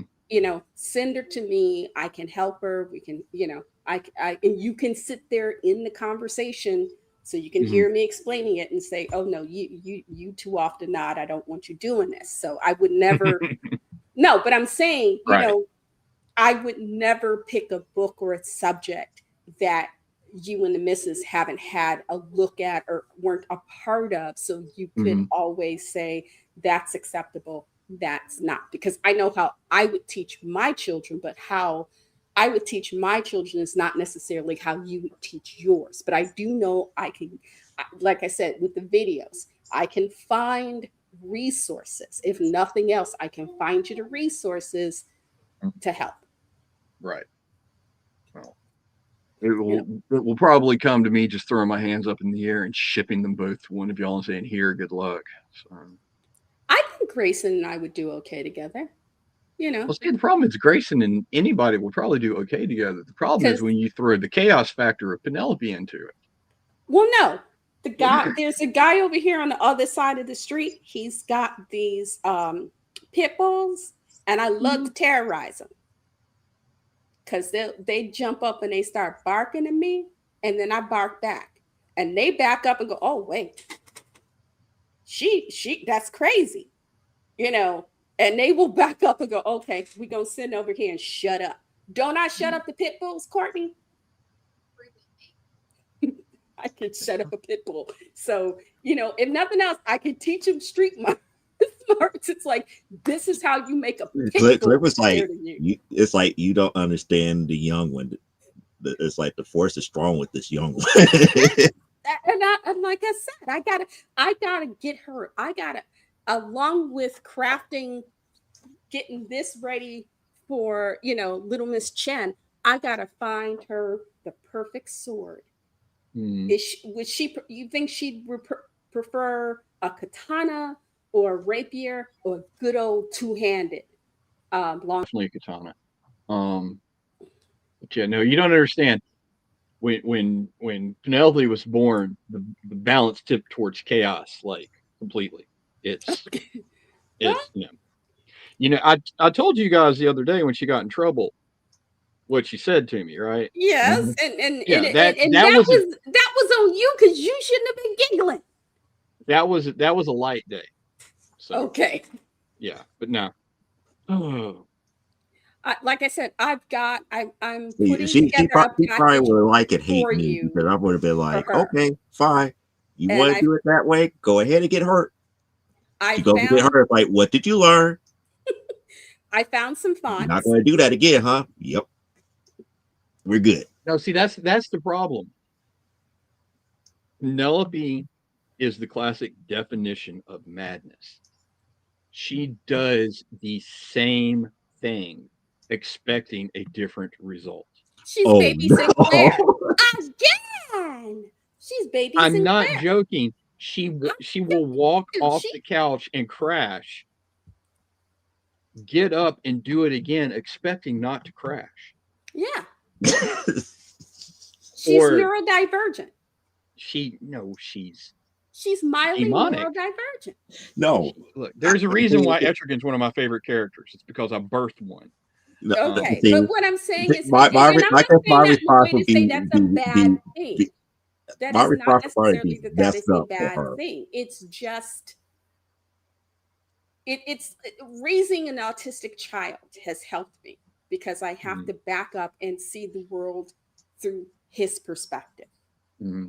You know, and he's 6 feet tall. Okay, so but inside he thinks he's just a little guy. He thinks he's four in certain Mm-hmm. ways. You know, it is not Mm-hmm. unheard of for him to come running in my room to tell me something about Sesame Street that's changed that he doesn't like. You know, or why isn't Oscar doing this? You know, and Hey, I I'm just right have there to with go, him. and I'm like, okay, you know, it's smile and nod, smile and nod.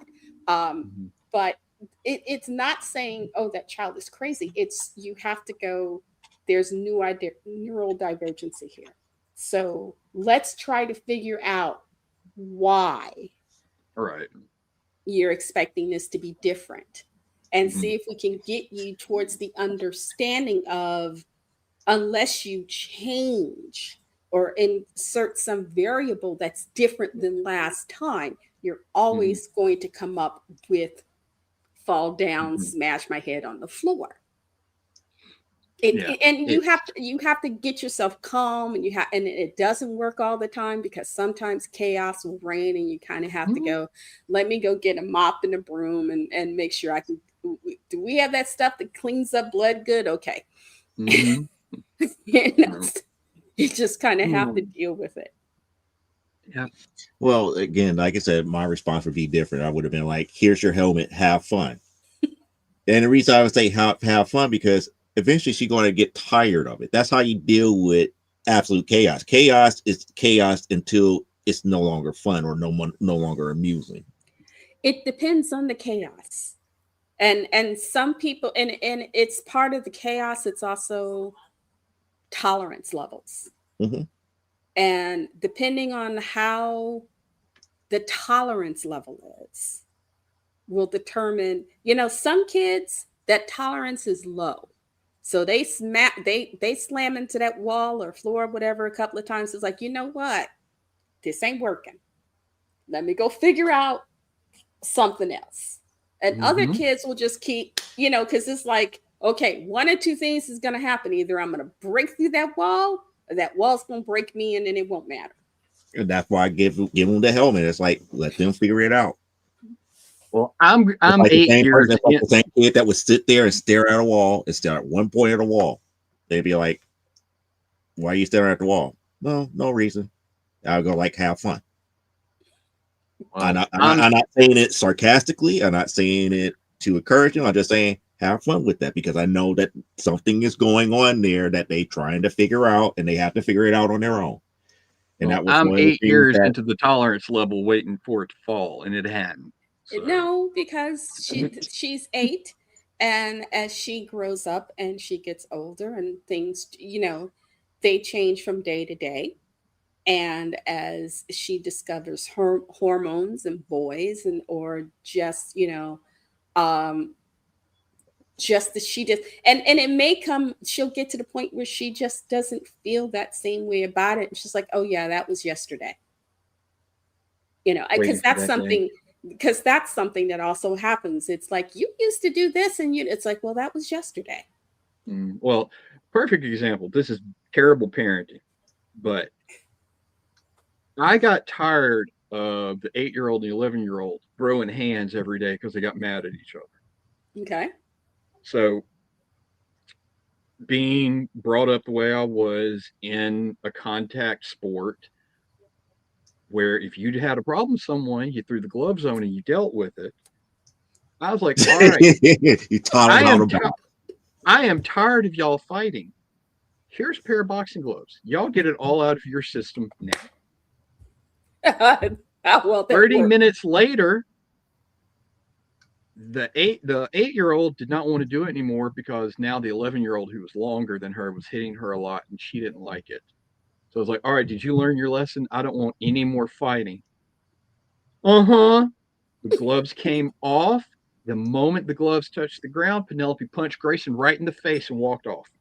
Oh no. Oh no. Yeah. My uncles Richard and Mar I will tell you this. My uncles Richard and Mario, as children, the day didn't go by. They could not go 24 hours without a fight. Mm-hmm. As we were coming up as kids, they fought like cats and dogs. Now they don't let too much time go because Mario is in upstate New York, and Ricky is still here in Illinois. They don't let too much time go when they're calling each other. Ricky will drive through MAGA country to get to Mario to go spend time with him. Mario will do the same to come here and hang with Richard. Now, see, I live in MAGA country and I don't love nobody enough to drive through it to go see them. Well, these two, it's like I said, they've gone from, and I mean, they did things. I still remember the day I came over to my grandma's and there were these little holes in the wall. And I asked Mario, what was that? He goes, oh, Ricky got mad at me. He threw a fork and it stuck in the wall. I ducked just before it got me. So it just, he's like, you should have seen it. It was like in a cartoon. Ricky put his knee through a door. Mario did something, and Ricky went after him. Mario closed the door just as Ricky was coming after. He slammed his knee through the door. My grandmother finally put them in the basement because it was the only part of their townhouse they couldn't. It was cinder blocks, so they couldn't tear it apart because she was tired of them wrecking the rest of the house. That was just. It was just who they were. But eventually, as they got older, they started making more peace with each other. And even then, it was okay. It was very much, you ever see White Christmas, the Sisters song? Vera Ellen and Rosemary Clooney, sisters, sisters. There were never such devoted sisters. Okay. Then I can't. It's, they, as much as they fought with each other, you as an outsider could not come pick on one of them without the other one nearly annihilating you. Julia was the same way. You pick on she fought with the boys, but I forgot somebody was messing with Mario and Julia went and broke his arm. Because it was like, you don't touch my brother. And then Mario said there was a snap, and then he was on the ground, and his body went this way, and his arm was over there. So she just grabbed it and went snap and broke his arm. That because that's crazy Puerto Ricans. Yes. Well, no, it's family can fight, but damn it, you don't fight our family. Right. Yeah, the Haygood side of my family is very much the same way. They will kill each other in a second, but let you look cross-eyed at a Haygood, and you got all the Haygoods in the city ready to take you off the planet. It's like, we are going to remove you from reality. That's what family is, and that's so right. and eventually they will grow up, and part of it is, when you're the younger sister, you want to be that older sister. And the older sister is just, can you just go away? I want to just do me stuff, and I don't want you involved.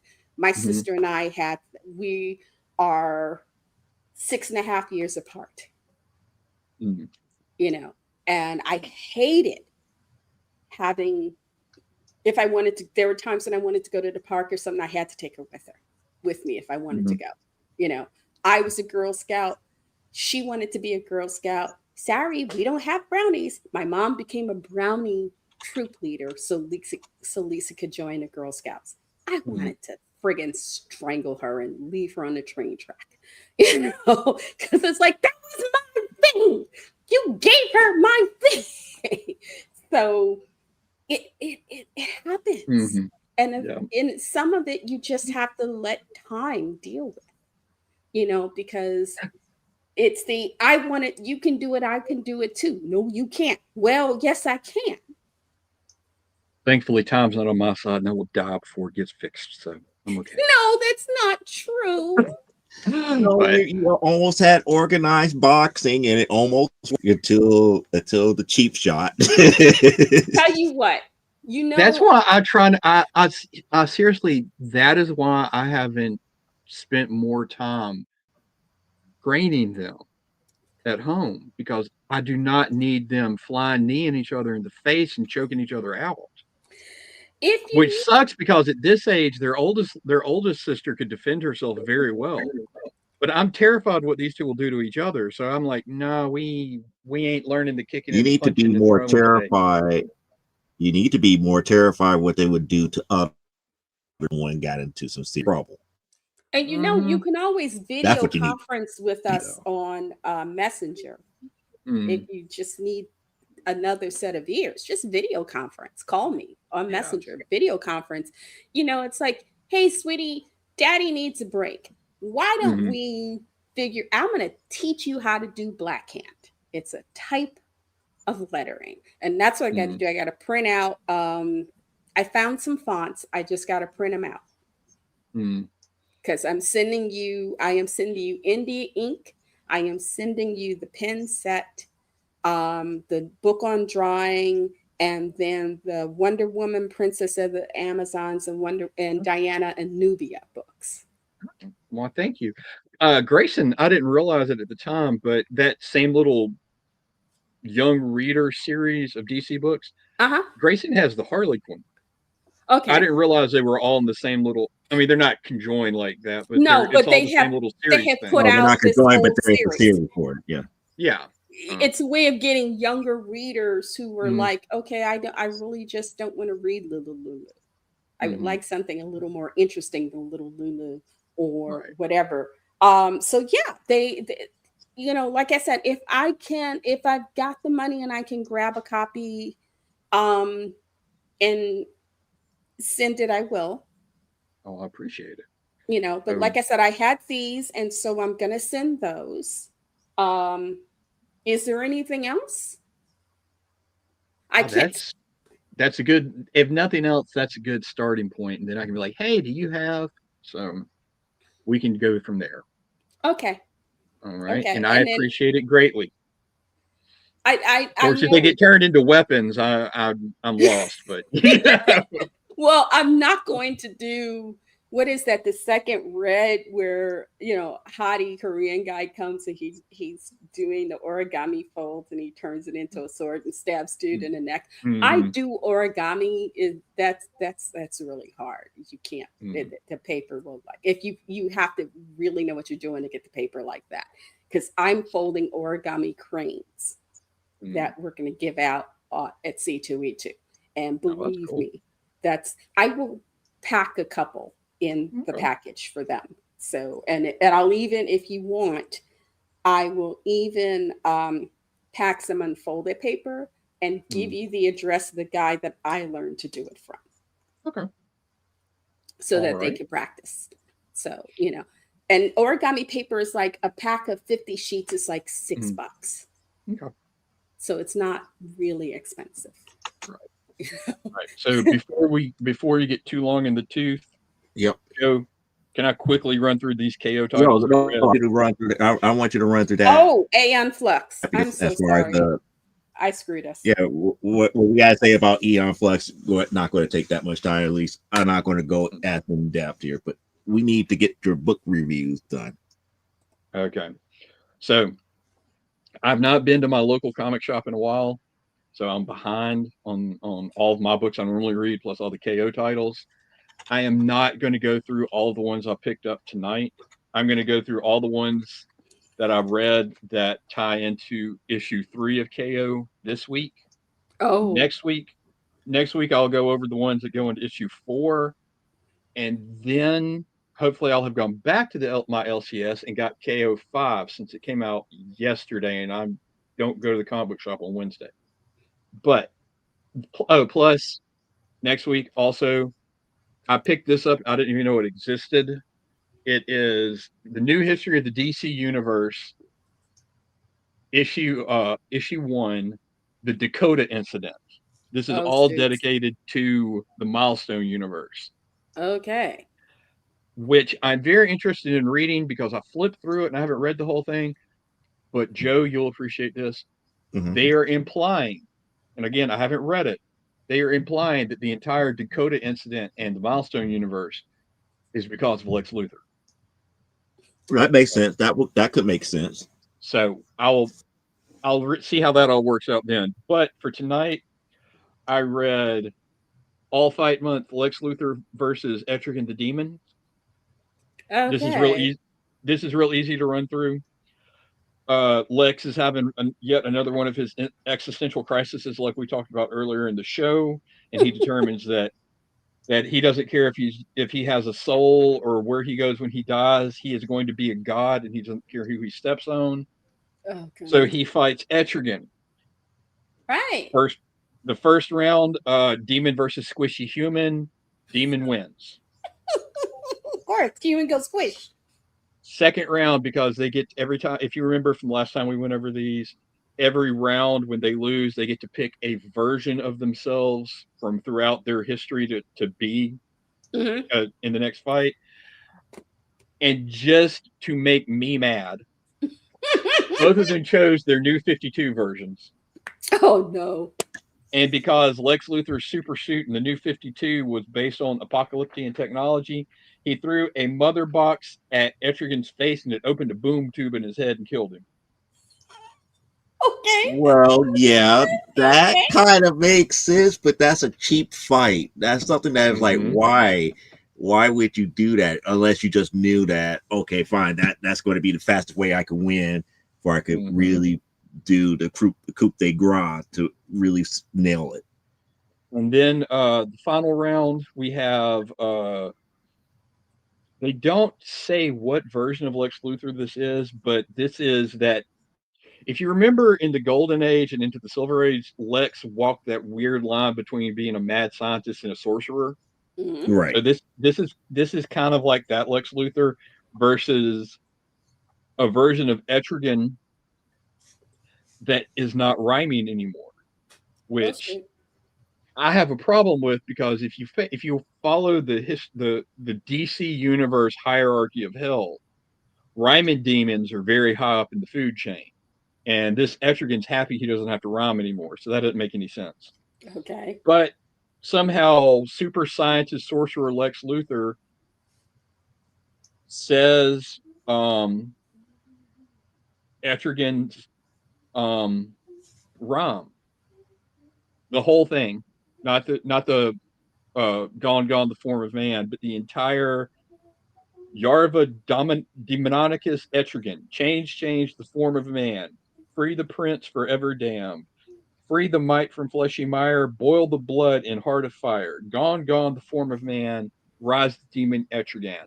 And somehow saying it separates Jason Blood and Etrigan, and Lex Luthor becomes Etrigan and Oh no. kills squishy human Jason Blood. Wait, Oh. wait, But wait, wait, wait, wait, wait, wait. So now this is Oh where I got a problem with that. Which mhm. version of Jason Blood? Because remember, Jason Blood at one time was a knight. I don't care if uh, he's a squishy human being. If we get Jason Blood the knight, that's a problem. yeah. mhm. Well, it doesn't really say because he's in his suit and tie, and he goes, "Am I finally free of this Kurt?" And he didn't get curse out before Lex slits his throat. Yeah. But Okay. Etrigan somehow fights back from Lex's control because whatever. It has something to do with the fact that Lex's soul is too dark even for Etrigan to be a part of it. Okay. And they fight, and Lex wins somehow. And then he goes, and like I said, he says, "I don't care whether I have a soul or not. I am a pawn in no one's games. I control the game. I will be a god." And that's all of that. So Lex Boo. Lex Narcissist, wins by anybody? plot hole. Um, then I Yes, also read Titans 31. Not much happens in this. Donna Troy and Roy Harper are the only Titans left on Earth trying to get the last few humans off the planet where they don't die in the middle of the tournament. And they have to fight Darkseid's daughter, Grail. Um, that's and interesting. and at the same time, they're fighting them. Nightwing and Raven are in the Gem World because they evacuated a bunch of humans there because Amethyst, Princess of Gem World, told them they could come. But when they get there, they realize Jinx, the Teen Titans villain, who gained a lot of popularity in the cartoon, has taken over Gem World because her powers are stronger there. Oh And for no. some reason, Tara is back from the dead, and Raven tries to get Tara to help them, but of course she betrays them too because it's Tara. And the last scene you see is Tara has everybody under her control, and she's the new queen of Gem. Oh, great. All right. Then Superman 34, Lex and Superman are still fighting the good fight in the tournament. Superboy Prime is trying to help Lois Lane get a reprogrammed Superman robot to the Watchtower to give some kind of magic information he has in his hard drive to the Time Trapper to help defeat Darkseid. And they're being chased by the former Legion of Superheroes who are now evil because in this universe, Darkseid created the Legion. But Okay. everyone still remembers the original Legion, but the real Legion never existed, but people still remember them because of Superman, and I don't know. So not much really happened Yeah. in that. So again, Other so he has control over Brainiac 5, but yet nobody remembers who Brainiac 5 was. That doesn't make any yeah, sense. yes, and so Sunboy, Timberwolf, Saturn Girl, Lightning Lad, and Cosmic Boy are chasing Superboy Prime and Lois. And I'm like, okay, this all right. But what really is kind of irritating me is they're giving Superboy Prom a redemption arc, because in the solicits for the Superman titles, after KO, Superman's not around for a little while, so Superboy Prom steps up to be the defender of Earth. I'm like, Okay. you don't have to make every villain a good guy. He is awesome as a villain. Leave him that way. No, he's awesome as being Superboy Prime. Superboy Yes. Prime is his own character. He's neither Yes. good nor bad. He just know what he is, Superboy Prime. Right. So we'll see, but I'm King glad they're Shark is a using him. shark.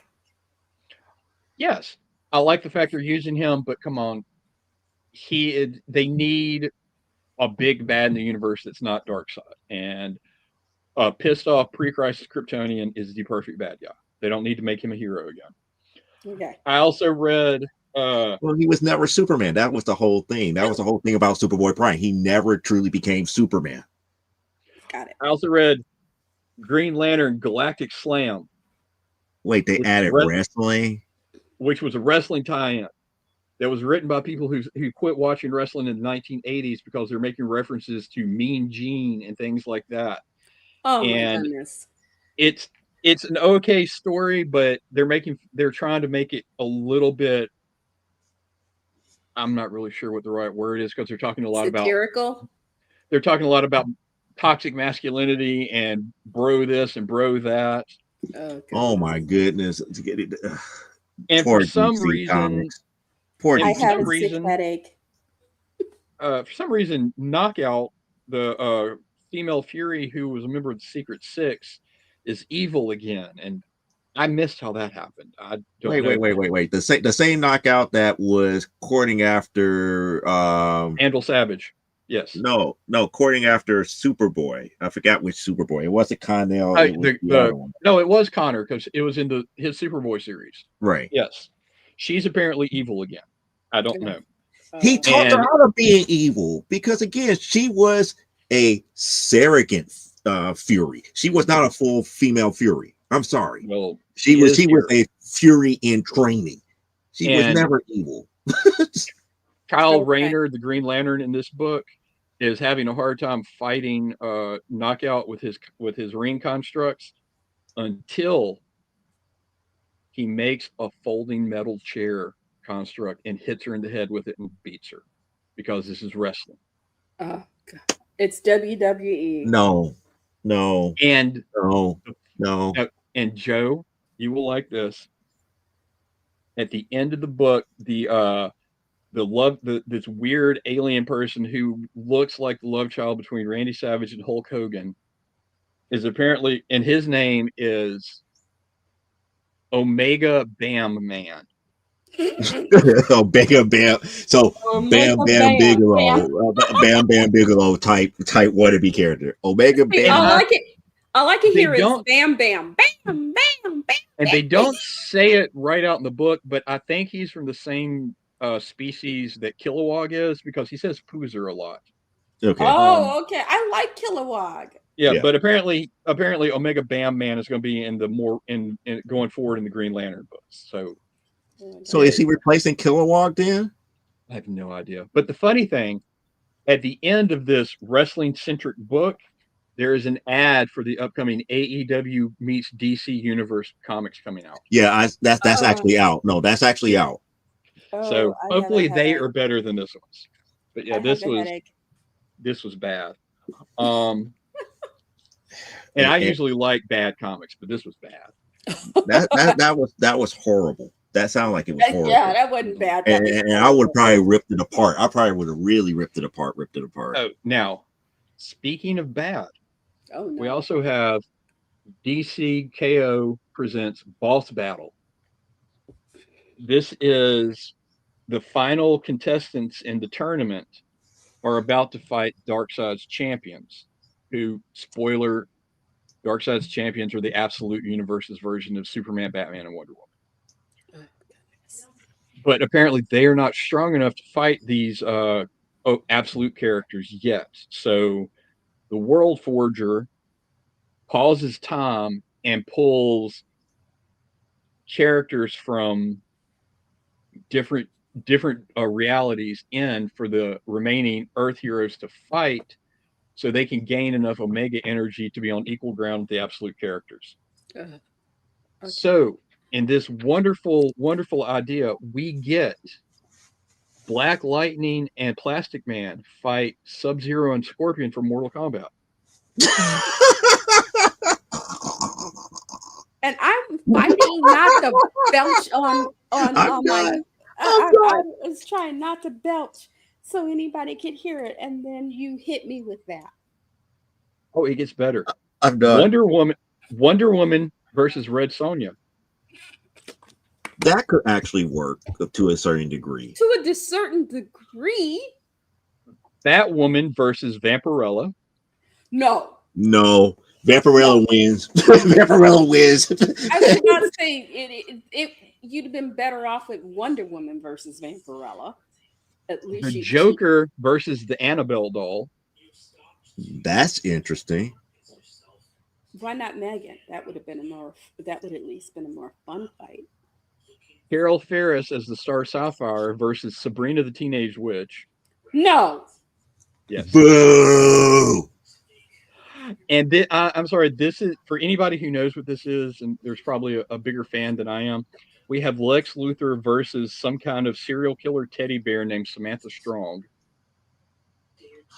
Oh, that's a nasty fight. Yeah, from let me see. Was that Five Nights at Freddy's or something? No.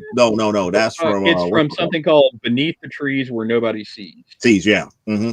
Okay, that one's actually interesting. That one would be interesting. I haven't seen that. And in the main event, Superman versus Homelander from The Boys. Oh, Superman wins. Yeah. Superman wins.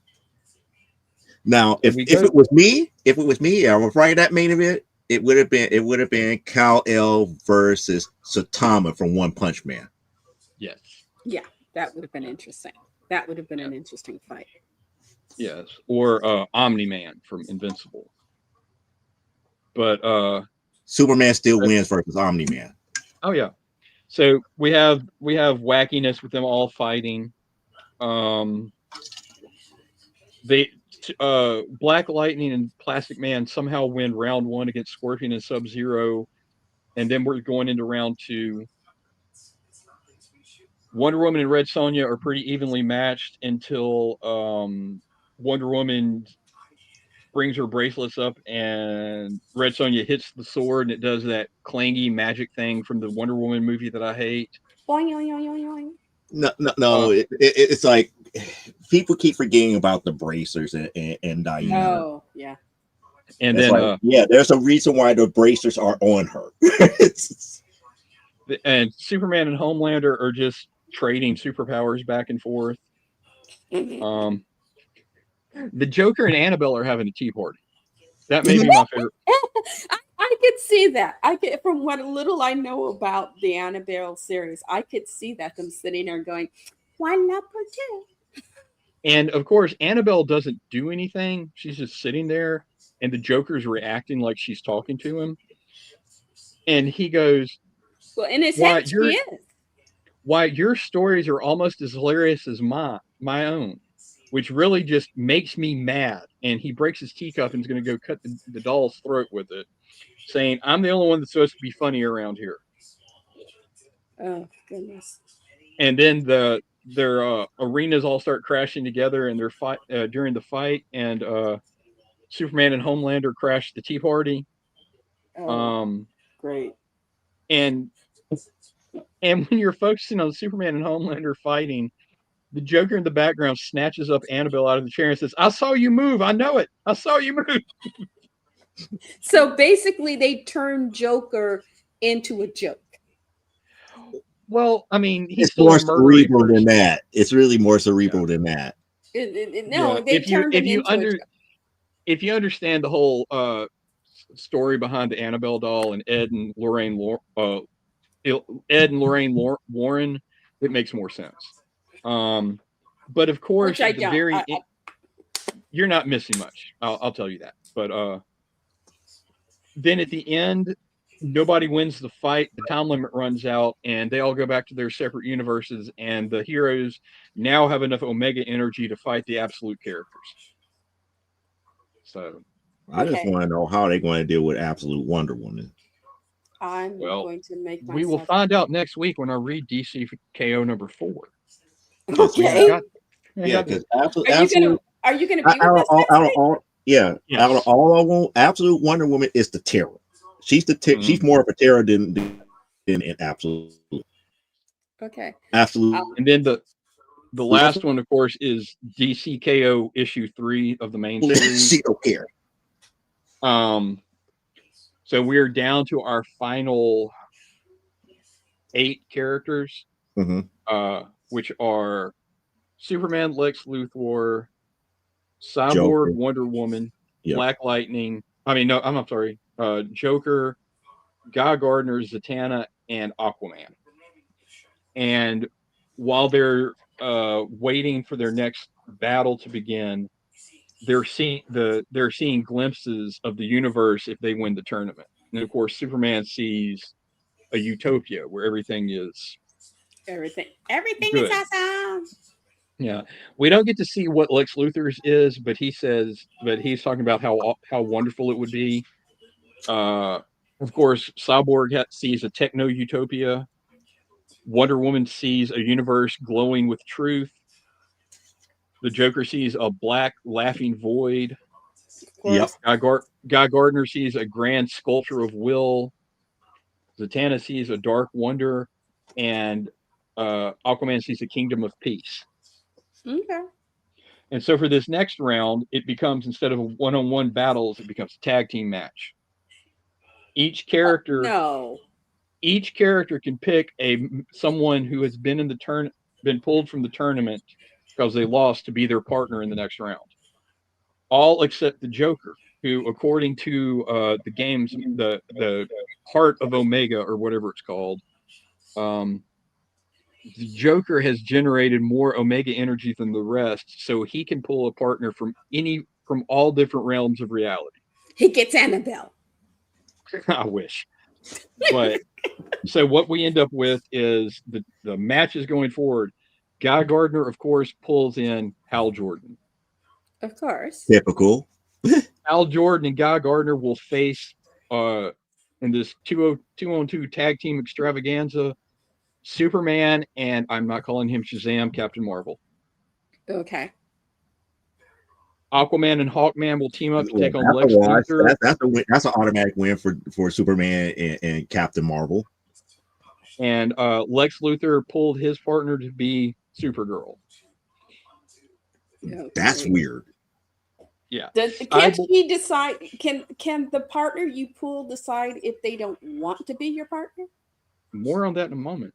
Oh, okay. Cyborg, Victor Stone, empowered with a father box and all of this wonderful, all these years of being a Titan, he chooses Connor Hawk Green Arrow to be his partner. I don't know who Connor Hawk is. He's one of Oliver Queen's illegitimate kids. Mm-hmm. Okay. See, I have not followed enough Green Arrow since I was a girl, and they did the TV show with Cutie Butt Blonde Boy. Mm-hmm. And so Connor Hawk and Cyborg are going to take on the team of Wonder Woman and Big Barda. Okay, that's not even a fight anymore. I was about to say that's not a fight. That's even with a father box. It's like, yeah, you might be able to hold off Wonder Woman for a little bit, but you got Big Barda there who knows what you can do. Nah, you're dead. That's just dig a hole, crawl into it, pull the dirt over yourself. Bye. And in the final match, Zatanna and her partner John Constantine takes on the Joker and his mystery tag team partner because he got to pick anyone he wanted. Who did he pick? Well, we're going to get there. It's a surprise. Well, I can't wait. I'm hungry. Well, we're getting there. I might eat the monitor. We have the fight. The fights are going on. We see Aquaman and Hawkman teaming up, and Luthor excited for the fight.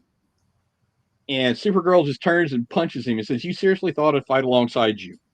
Yes. And so she suggests to Hawkman and Aquaman that they make it a 3-on-1 fight. Um, It's a throuple. but Lex, because he's Lex and he's supposed to be smarter than the average bear, he has his own ace up his sleeve, and he uses his own brand of synthetic kryptonite to turn her into basically a giant Hulk baby. Uh-huh. And she takes out Aquaman and Hawkman, so Lex wins. You know who I want to see Lex go up That against? is messed up. Because I think it would be so fun. Here, Cocaine I Bear. got me some pink kryptonite. Lex See? Luthor against Roar! Cocaine Bear. I am Cocaine super Bear Hulk. has I'm 50 super Shorty. pounds of cocaine. And so next we have Big Bart and Wonder Woman. And Connor looks at Cyborg and says, "Thanks for the shot, pal." And Cyborg, with a straight face, says, "You're one of the deadliest fighters in the world, Connor. And I know that now that I'm infused with my nano enhancements, we'll know how to hit them." Okay. And in Knowing fact, how to hit them is not the same as hitting them. You have to land the punch for it to count. and Even I know that. as they're going along here, he where's it at? Connor even asks, "Why did you pick me?" And Cyborg says, I didn't want "I to get just my had butt kicked alone. basically no." Oh, here it is. Uh, he says, "You're one of the like I said, you're one of the deadliest fighters in the world, but I picked you because of how you're deadly. The style of fighting you studied is all about human impulse and unpredictability, right? Surprise, perfect for going up against traditional warriors." And I Yeah, and Yeah. give one that blink again, because that's how I felt right there that moment when he said that. Yeah, thank you. and Yeah. Okay. once I scan your skills and absorb them, I can fight just like you. Uh-huh. Now let's win this thing. And And so what Big happens? Barter will be able to read your movements in half a second and literally you'll be going, what? Oh, this is your butt. Did you lose it? Right. No, you know what And Barda's known for, right? mhm. And what happens in this fight with the unpredictable Connor Hawk and Cyborg? They get dog walked. Of Yeah, course. I was about to End say, of look who fight. they're up big, against. big Barter, the person who is known to be the breaker of man's will. Yes. Mhm. All right. Now, And so No, Diana the Mascara. and then Diana openly admits, "I didn't choose Barda. I didn't choose you just for your ability, your strength. I chose you because you were trained in the fire pits of apocalypse, and you know the way of war there. So I need you to tell me everything you know about the heart of apocalypse." So she's trying to understand the real villain of the situation. mhm. Because Um, Diana ain't stupid. then we have okay, Superman, Green Lantern versus the Green Lanterns versus Superman and Captain Marvel. Real easy fight to go over. They try to take out Billy first because he's 15.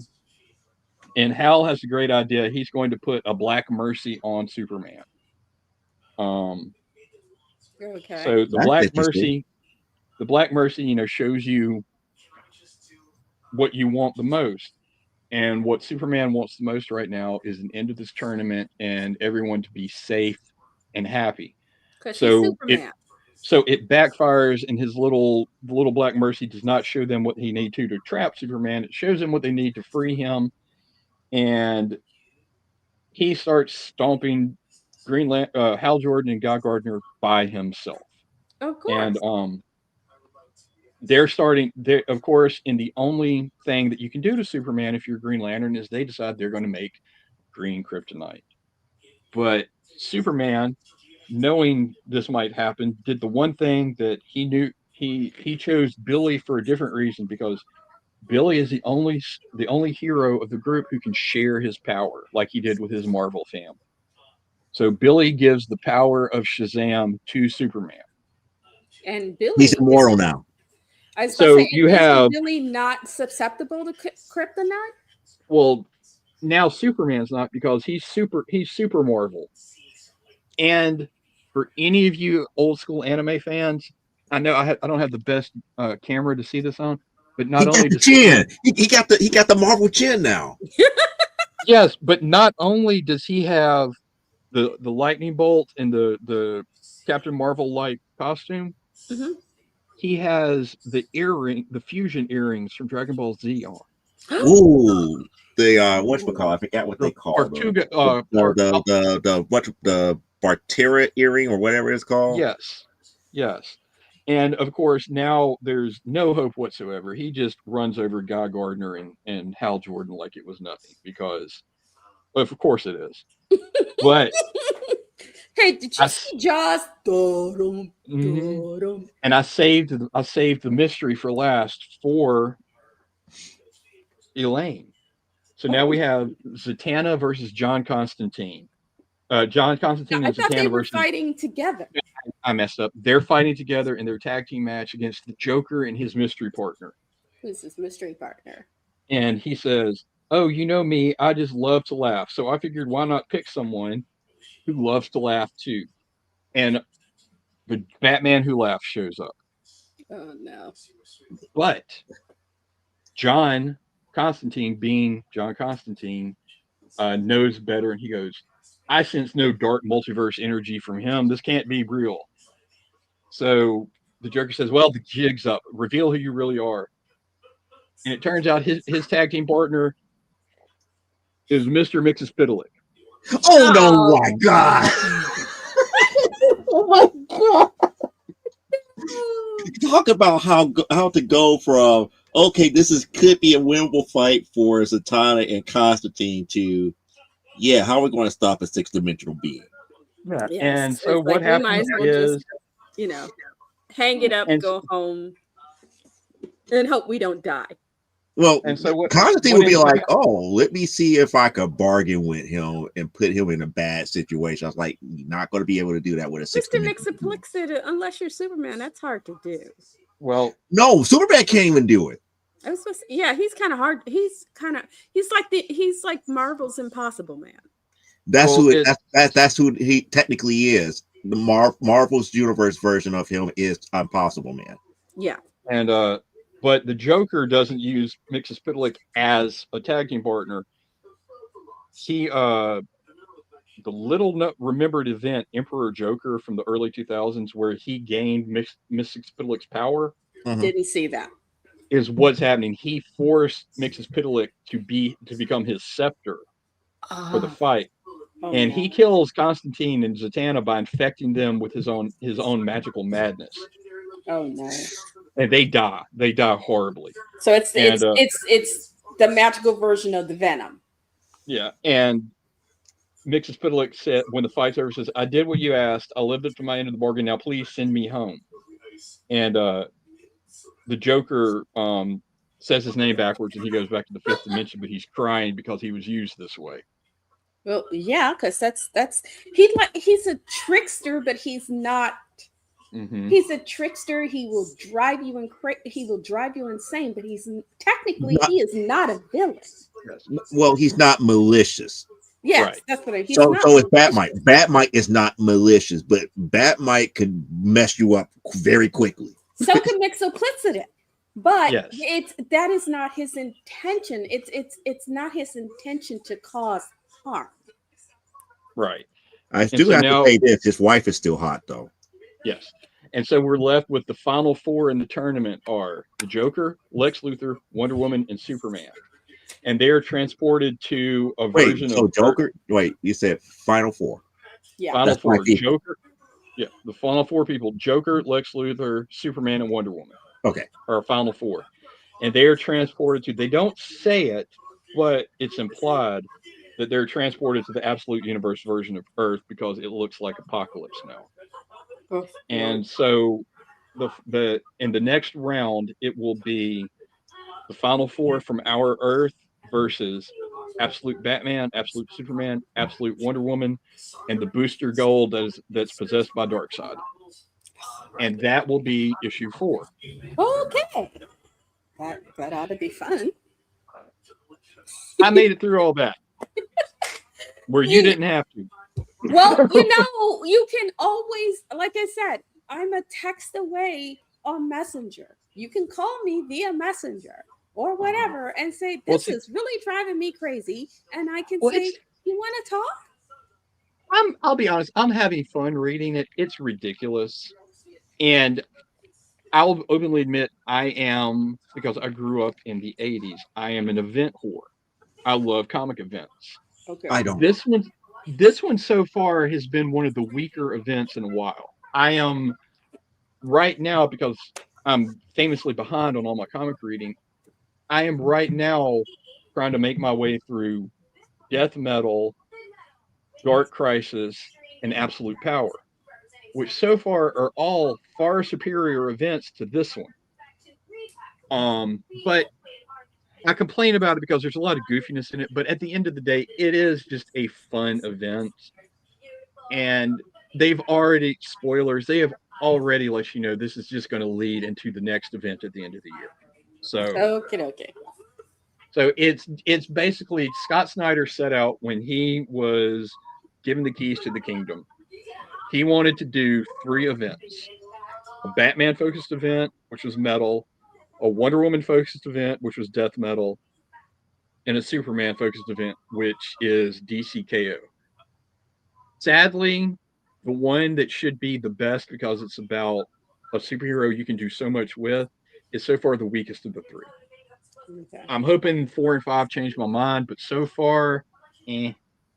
It's still fun though. I mean, it is a fun, just turn your brain off, don't think about it.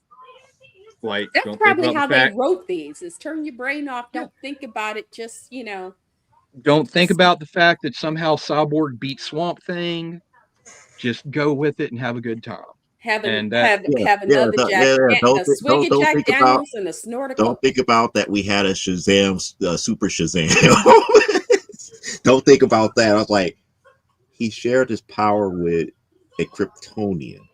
Mm-hmm. So now yes, you made an immortal Kryptonian that Mm-hmm. has yes, and he no has that has that zero ha- weakness now. that has the, what the wisdom of Solomon, the speed of Mercury, the might of Zeus, all of that on top of being a Kryptonian. So it's like, why are you giving this up? Just win the tournament by snapping your fingers and let's be done with all this now, please. Well, because he So, doesn't know how to use the Rock of Eternity as of yet.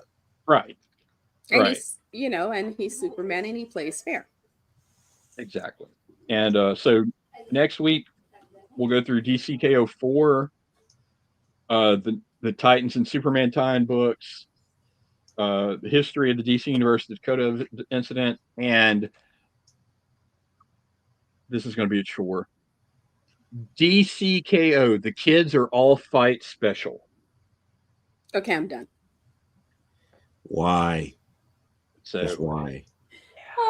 oh, and don't forget, we'll also be going through Night Fight 3 and 4, where we can see how Batman ends up back in the tournament.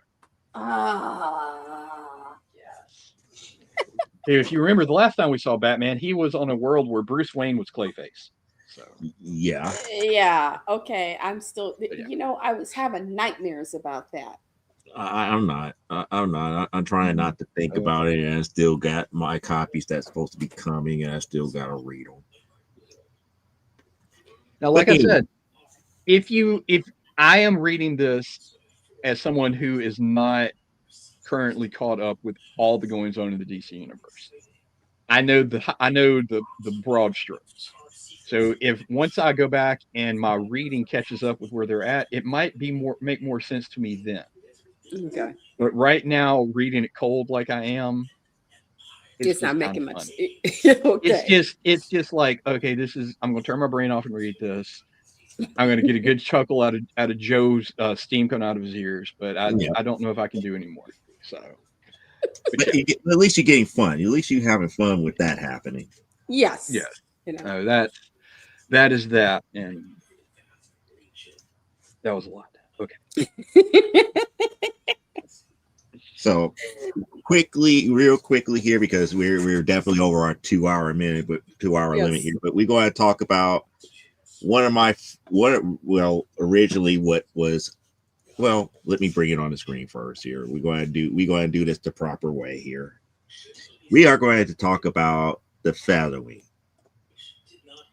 Now, Remembers most the flying the eyelashes. no, that was the true original intro Mm-hmm. to the Yeah, short of that was how Eon the shorts Flux was starting. You see the from Liquid fly, and Television. she That's was how you catching knew in that her you were lashes. watching Mm-hmm. her unique short from Liquid Television. It always started off with the fly coming down, hitting her face, and her eyelashes catches it, Venus and fly, she looks at it. yeah, Venus fly trapping. Mm-hmm. Like I said, So, I was always more into the shorts. which again, I'm just saying that I do have the full animated series on DVD here, including the Mm-hmm. shorts. Okay. And to think that this series was actually created from it actually birthed because of an actual conflict that was fictional in the Liquid Television series, Mm-hmm. and that the main characters were technically on the same side. It wasn't Mm-hmm. until they spawned her off into her own show that we had the dynamic of Eon versus Trevor. Mm-hmm. Eon and Trevor technically from the very beginning were on the same side because the whole thing about the universe that they're set in was a conflict between two countries, Right. and both of them were agents for the opposing country of Brian. It's just that Trevor's solution was the one that actually worked first, because they were about to take Brian over by force, because Brian had an overpowering dictator and everything. The people were suffering and yada yada yada. There was no freedom, blah blah blah blah blah. And if you watch the shorts had many different conclusions on how the war ended, because they had one short called The War, where you only saw Eon for like 5 seconds because they killed her off. Yeah, I think I remember that one. And then we saw all these other characters going in, and one of those characters happened to be Trevor, but we never understood what actually happened by the time it ended. It seemed like everybody died in different ways here. And then every short after that, you saw snippets of Eon's mission to try to take over the dictator. And by the very last short, we find out that Trevor did it. Okay. Trevor succeeded where she failed. And then the series spun off to what we got here, and it talks about the whole relationship between Trevor and Eon. They're both members of the same team. But there's kind of like this love-hate interest because of it. Mm-hmm. Does she really truly love him, or is it really about the mission and this, that, and the other? And then we also find out that the Monican government can clone her at any given time. Oh, okay. And then we So got that real terrible live action version of it. See, again, I we wasn't got the any. live action movie. Like I Mm-hmm. said, as much as I love Charlize, that was just not something in which she shone. I'm going to say this, and I want to make this perfectly clear for I everyone. liked her better in the old guard. I want to make this perfectly clear here about this movie, about Eon Flux, the live action movie. This is not an Eon Flux movie until you get to the last 15 minutes of the Mm-hmm. movie. Mm-hmm. Do you know why I say the last 15 minutes? Why? Because in the last 15 minutes, we actually see the actual true Trevor Goodchild in the blimp. Mm-hmm. And all of this That, was, and that's where it's like, oh, so there's the Eon Flux spin on all of this, because all of this was just like, oh, fan service, fan service, fan service, fan service. It's nothing from this series was in this movie yeah, until you see the actual true Trevor Goodchild, reminiscing about, oh, yeah, all of this is kind of like a simulation. Mm. And didn't what's her name like really mess her back or her neck up filming that movie? Charlize, I Yeah. think so. yeah. I think so. She actually sustained some injury doing that. And this movie, go it's ahead. like this movie had a lot of fan service because they even has Cassandra, Scuffandra. I keep getting her name messed up. It's Scuffandra. Mm-hmm. But the thing the is, woman that had hands for feet. For feet. Mm-hmm. But the thing is, and like I said, you could see that they were doing their best with the material they were given. It's just the material they were given in regards to, and I'd seen several reviewers say the same thing. The material they were given was kind of not kind of subpar. And when the actors don't know where they are in the story is done. When the actors are like, I don't know where I'm supposed to be here. You kind of just automatically it kills the film when the actors aren't sure where they are. I didn't realize that Beavis and Butthead were part of Liquid Television. Yeah. Yeah, that's how they started, was Liquid Television. I thought they were two separate things. A lot of different series. Like Liquid Television spawned The Head. The Head. If it wasn't for Liquid Television, we would have never had TV series like The Head, Beavis and Butthead, Eon Flux. What was the other one? Let's see. This is a listing that they have. The Art School, Girls of Doom, The Specialist, Brad Dharma. That one didn't get their own TV series. The Specialist didn't get their own TV series. Art Girls did not get their own TV series. Yeah. Brad Dharma, Psychic Detective, and then Spike and Mike's Festival of Animation is what's listed on the official website as shows they had. And I just thought that Anime Festival was them finding all these short anime films, and they were broken up into like shorts. And I believe one was called The Circuit. I guess I never realized that Beavis and Butthead were part of it, because I always remember Liquid Television was on, and then Beavis and Butthead came on. Well, they were doing Beavis and Butthead was first introduced in Liquid Television, just like Eon Flux was. Yeah, they were shorts like the Simpsons and Tracy Ullman. Yeah, they started out as shorts and in their rough idea, and then they got, it's like, oh well, you got some fans here, and with a little more refining, this could be something. Mm-hmm. And then it became what it was. Right. I was never that into Beavis and Butthead, but that's just me.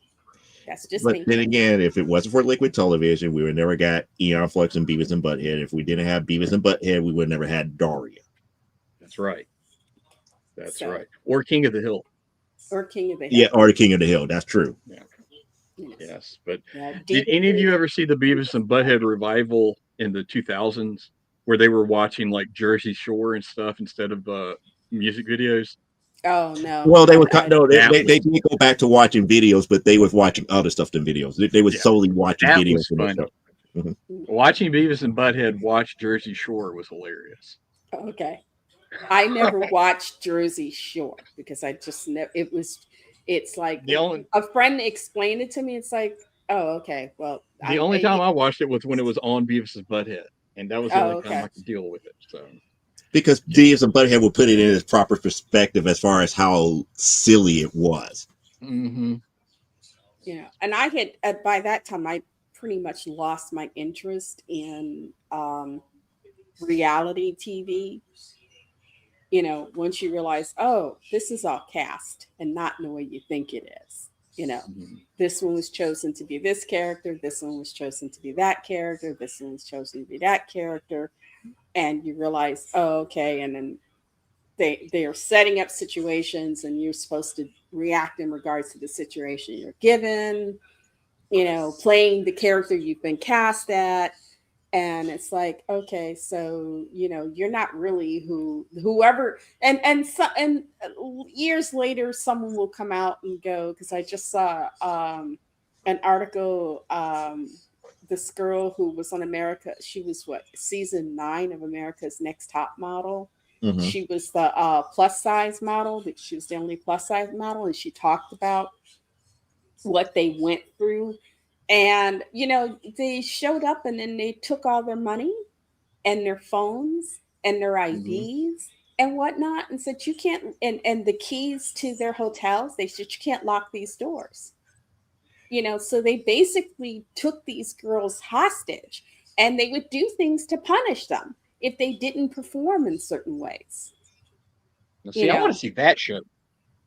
and but to me it was like I was reading what she wrote, and it's like, yeah, this is what happens when when you decide you want to when it's like, hopefully you learn the lesson that succeeding at any cost Mm-hmm.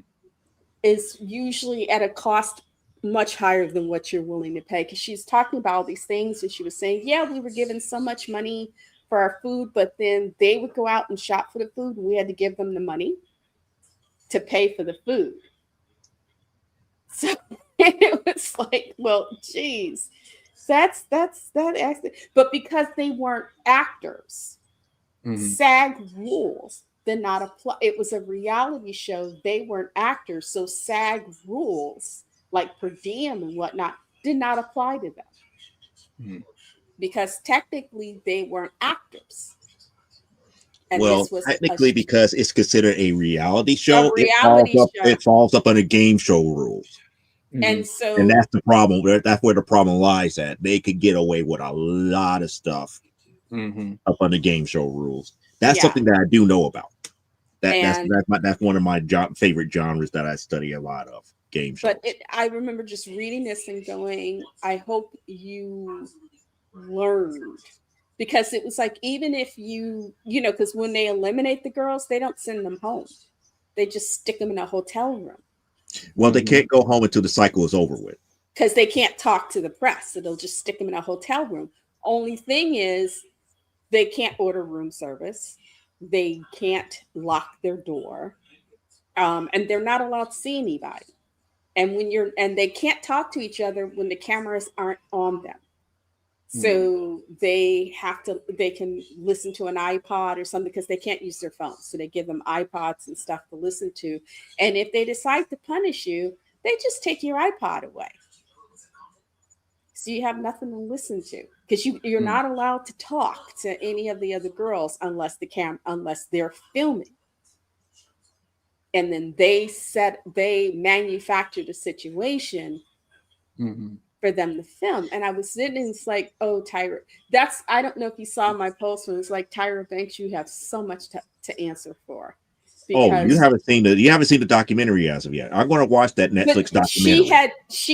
this girl was leading into, and she was talking about the documentary, and she had written a book about it and whatnot. Um, and I was like, your name was all over this. You were the face of this show. You knew what was happening to these girls, Mm-hmm. and you let it happen. And it gets worse. That It gets I don't. worse.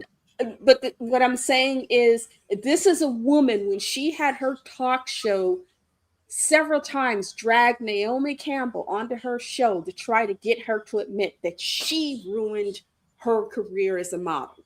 Tyra Banks, for the longest time, whined and complained about how Naomi Campbell ruined her modeling career. She had to quit as a model because Naomi Campbell made life so intolerable for her. And I'm like, girl, you was supposed to be tough. You know what they'd have done in my hood? They'd have whooped her ass and told her to deal with that. Broke a couple of bones or something. But what I'm saying is, drag getting her on your show, and of course, Campbell's going to show up because she's getting paid. When you do talk shows like that, you get paid to be there. It's at least a couple of grand that and they send a limo for you and do your hair and everything, and then they send you home in a limo. So she was just coming to get paid, but it was. I remember watching her when she had her talk show and just cracking up, because it's like, do you not get you should be sitting there with a therapist? Because trying to get this woman to admit on camera that she single-handedly destroyed your modeling career is just beyond insane. And the fact that you keep trying to do this says, like, again, the wounded child. Mm-hmm. she is stuck in this thing and she can't get past it. And it's like, and because it's like you had a talk show, you had this show. It's not like your whole you went and off into obscurity. Mm-hmm. You got other things. People gave you other opportunities, and yet you still weren't happy. And it's like if you blame her, the question is maybe it had less to do with her and more to do with you. My favorite thing about America's Next Top Model had nothing to do with the show. Had nothing to do with the show whatsoever. The Okay. fact that a friend of mine who is an indie comic artist, his African American guy, he had this big elaborate plan before they introduced male models on there. He was going to go on the show and he was going to win because every time they would try to kick him off, he would say it's because you're racist. On the show that Yes. the face of which is a black woman. And he was so adamant about it would work, and he had it planned out so well that every time my wife watched the show, I just laughed because I could just see him up there in Tower Banks staring at him, going, "You just racist." Oh, that was my favorite part of the show. No, see, now you got me picturing. You got me picturing this. The elimination scene. She up here is like, she's like showing everybody is like which person's photo is like you're safe, you're safe, you're safe, you're safe. Mm-hmm. And the person that you're talking about gets to like the final two. We don't know which one is going home. And they get their whole spiel to say it's like why they should stay. He says it's always like it's because you're racist and this, that, and the other. Yes. But the thing is and he said worked. He would. He said it would make them so uncomfortable he would end up winning the show because they didn't want to be racist. No, if he'd have said you're sexist, he might have had a chance. But no, he's playing a race card at a black woman. And it was so funny listening to him say it. I was like, no, it's even funny because there's so many people of color that's there, from coordinators, walk coaches, and all this other stuff that's there. One of the judges is the whole race car. They'll have the whole race car played. It was like, this is going to be interesting. I want to see that happen. I really do. No. I was so disappointed when they finally introduced male models. It was like, damn, his plan won't work now. Because you know what? They'd have planned a show somewhere out on the street, and he'd gotten accidentally run over by a car. That would have been the end of that. Now his plan would definitely work after season 9. Mm. You want to know what happened? I think it was either season 9 or season 10. You want to know why? Why? They had a blackface incident. She actually had a challenge. She had a challenge where the models have to be a different ethnicity. So she had some of the people going to blackface and some of the other people doing all these other augmentations. And it just like at that point, if he came up and says like I'm in the bottom 2 and this, that, and the other, what you need, it was like what the it was like to give us reason why you need to stay. You're racist because you made me put on a blackface to do it. Thing is I can honestly say I've never watched a complete episode of that show. It's like, oh, this is a bunch of pretty people who could actually, if they actually had paid attention in school, could be off making something of their lives, and each of them is trying to fight for the chance to say I'm prettier than you, or I'm more. It's like, please, yeah, I'm gonna say it, bitch, please. Just there's that point where you're watching it, and it's like, thank you, bye. My favorite part of when I have to watch any of these type of reality shows, and I will admit I'm a sucker for like the Gordon Ramsay cooking reality shows. They're hilarious. He just drives me crazy. It's like is when they have the obvious voiceovers and the really, really terrible jump cut edits. where this isn't happening in this sequence. Like this probably happened 3 weeks later, and they just put it in here. Yeah. It is so funny when you see it. It's like they don't even care. They know these people aren't paying that close attention to this. It is so funny to me. The last And to see like Gordon Ramsay on his own show where he's by himself cooking, it's like he's one of the most down to earth, normal persons ever. But yet, Hell's Kitchen. and he just tears into people. I'm like, you know what? There is nothing in my life I need that badly where I would willingly, because it's like I would be in prison right now. Because the minute he started yelling in my face, it's like, bitch, let me introduce you to my friend, Mr. Stabby. Well, see, that's the reason why. Go ahead. I watched the BBC versions of a lot of those Gordon Ramsay shows, and like the one that got real big over here, Kitchen Nightmares. That one I love. I love Kitchen Nightmares because he wasn't angry. He was trying to help people legitimately keep the businesses. On the US version, he's screaming at everybody. Everybody cries. He's throwing temper tantrums. They all get a rebuilt restaurant. And then the one over there on the BBC, he goes in there and he's like, all right, look, this is why your restaurant's failing. This is what you need to fix. And they fix it. There's none of this screaming and crying. I'm like, you know what? The minute you walk in and you on my face like that, oh, sweetie, I have lived in the projects. I have ducked and covered from active gunfire coming at me. Okay? I don't care about his accent. He wants to start yelling at me. Oh, it's on, bitch, it's on. Hey, I'm so glad you made it home safe. Can she hear me? Oh, okay. Yes, he just got it on mute. They're talking. They're talking. She gave him a kid. I cannot hear you. Because he on mute. He got it on mute. He's muted himself. Oh, he muted himself. You came in here to tell me you've played with your friends too long. You need to come pay attention to me. Hello, you go.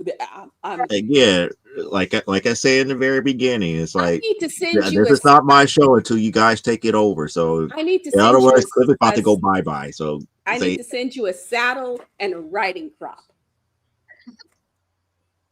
What makes you think we don't have that already? Oh man. Okay, I will have to work on it. In case he didn't tell you, I'm sending some stuff for the girls. Aww. I'm sending some. That's really nice to sit here and listen to him talk about things he loves with good people. Mm-hmm. But I'm not a good person. I'm not a good person. I have been in psych wards. I was trained how to kill folks by the government. I'm not a good person, but I have. That sounds like an awesome person to me. I have some things. A book on a book with drawing exercises. I have a Wonder Woman and a Diana Princess of the Amazons and Diana Nubia Princesses of the Amazon books. She talked about with crazy. So those are for the girls. And then I've got I'm sending a thing of India ink and a pen holder with nibs so they can work on their calligraphy. See, right now in my house, the girls have decided that tomorrow for homeschool art class, they're going to dress up as characters from Five Nights from Freddy's. So for the last week, the entire house has been one giant cosplay project, and we're ready for it to be over. Okay, there are some people, and I will give you names, that they make costumes and cosplay. They do LARPing. And they do amazing stuff. These women, if that's something they have an interest in, I've got a whole list of people I can send you. Did he show you the list I've sent of artists? Mark Crilly is exceptionally good. He does comics for kids and stuff. I don't know if I showed you or not. I will. I sent some list of artists on YouTube who do really good art. And Mark Crilly actually has, especially his earlier ones, he gives instructions on, oh, today we're going to draw this, today we're going to draw that, and he goes through the process so they can learn, and then of course I don't know if he's told you I'm a writer and an artist. So and I read Tolkien for fun as well as Shakespeare and stuff like that. So um I'm actually, there's some books I'm trying to find for the girls to send that I think Awesome. would I be really appreciate good. it. But I won't send them until I've cleared the titles with Right. you guys first, because I mean I think Wuthering Heights and those Jane Austen books are ridiculous. They don't teach girls anything but how to be somebody's victim. Yep. There are better books.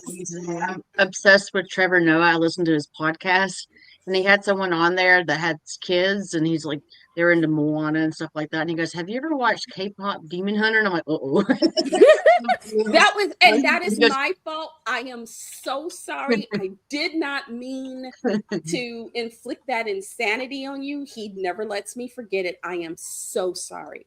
I am so sorry. Please forgive me. But I think once the girls are older, maybe like 14 or so, I've got some great the Dragon Riders of Pern series and the Harper Hall series are great books. At least the early ones that Anne McCaffrey wrote herself. The ones her son started writing, or I've heard are not good, and I haven't read them. But the early books, the early trilogies, Moreda's Ride. It's a great story. She's done some amazing books. Ursula K. Le Guin, The Left Hand of Darkness, is a phenomenal book, and I think give your oldest, I think, in another year would be able to read The Left Hand of Darkness. But I have to tell you, Gimli Eye is a black man. The Sparrowhawk from the Earthsea books, that's a black guy. So I warn people because "Why?"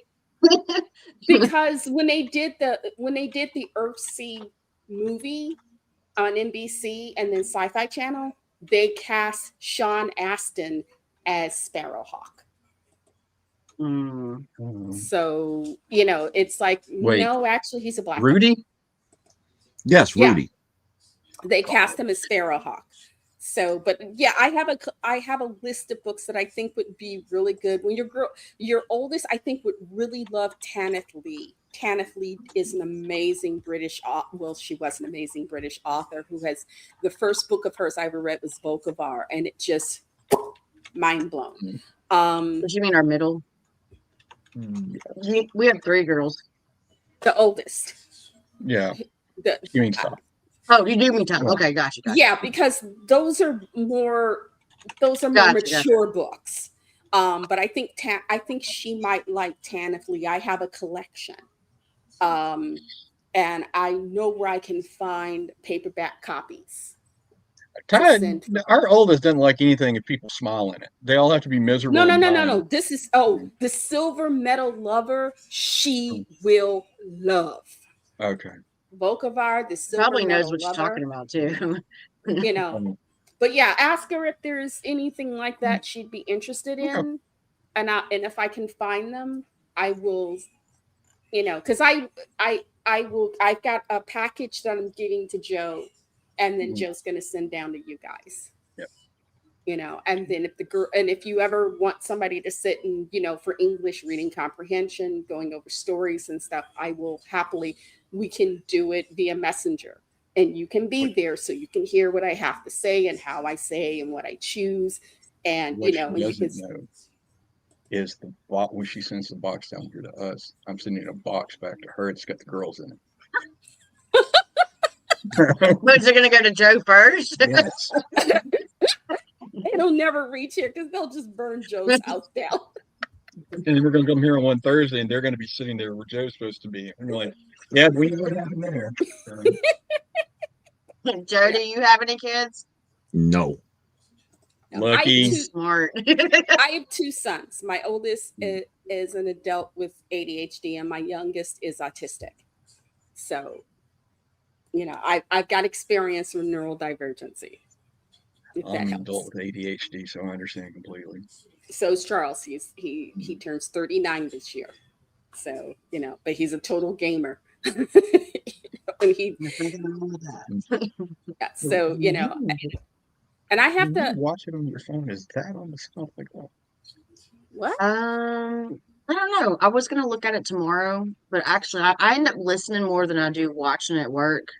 Mm, Because I was curious about Cliff's audio and stuff, yeah. but I'll have to look on it when I Yeah, actually the look at it. the phone mode that we have over on the corner here on the main Mm-hmm. screen The throws me off the vertical. entire time we do this. So I didn't know if she saw that when she watched it or not. Oh, you could just click that so it closes, and then you only have what the main screen is. You can always close the vertical. Oh, okay. Wait, no, that didn't close it. That made it big. I'll figure it out tomorrow. Okay. Well, it's getting late. I have not eaten yet, and I've missed Oh, the first hour of Critical Role, and I have I'm to gonna get go up in the have some hot morning. cocoa and eat Pillsbury muffins because I'm a fat kid. So I'm gonna have a Philly cheesecake sandwich. Okay, that's good. So You know. let's do it. Let's do the thing here. Thank you guys for coming. We love you. We love the fact that you allow us to do this and not coming to where we live and burning our houses down. Anyway, I'm Elaine, lenscaponline.com, Elaine Haygood here at YouTube. Come to my website. Go down to where it says, drop us a line. Leave me, give me a comment. I will respond. Okay. I promise I will. Anyway, thank you for coming. Y'all have a good day. You're the reason why we do this, besides, other than the fact that other people won't talk to us. Y'all take care. Bye. And now we got Cliff. thank you for joining us. It was an experience as always. I'm gonna go drink some hot cocoa and eat muffins now. You want to come join me in Olive Branch? Doors open. Bring money. If not, I'll see you next week and I'll make you sit through more DCKO. Thank you. Come again. And that brings it to me where I gotta say this episode of Comic Book Spectrum is brought to you by Plasma Fire Graphics. If you need somebody who can do you that awesome cover that will bring people to your table where you can say, hey, I want to know more about that book, hit up Jeffrey Hayes at Plasma Fire Graphics and you won't be disappointed here. If you don't believe me, maybe you will believe what you see in this video.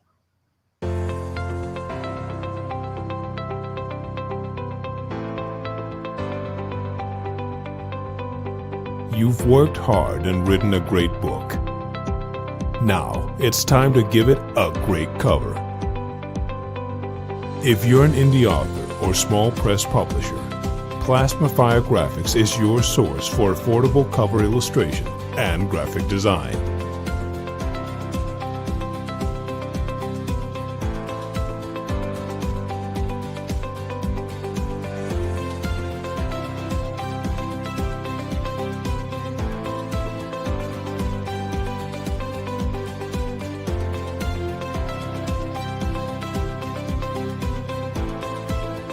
Plasma Fire Graphics, when the look of your book matters to you.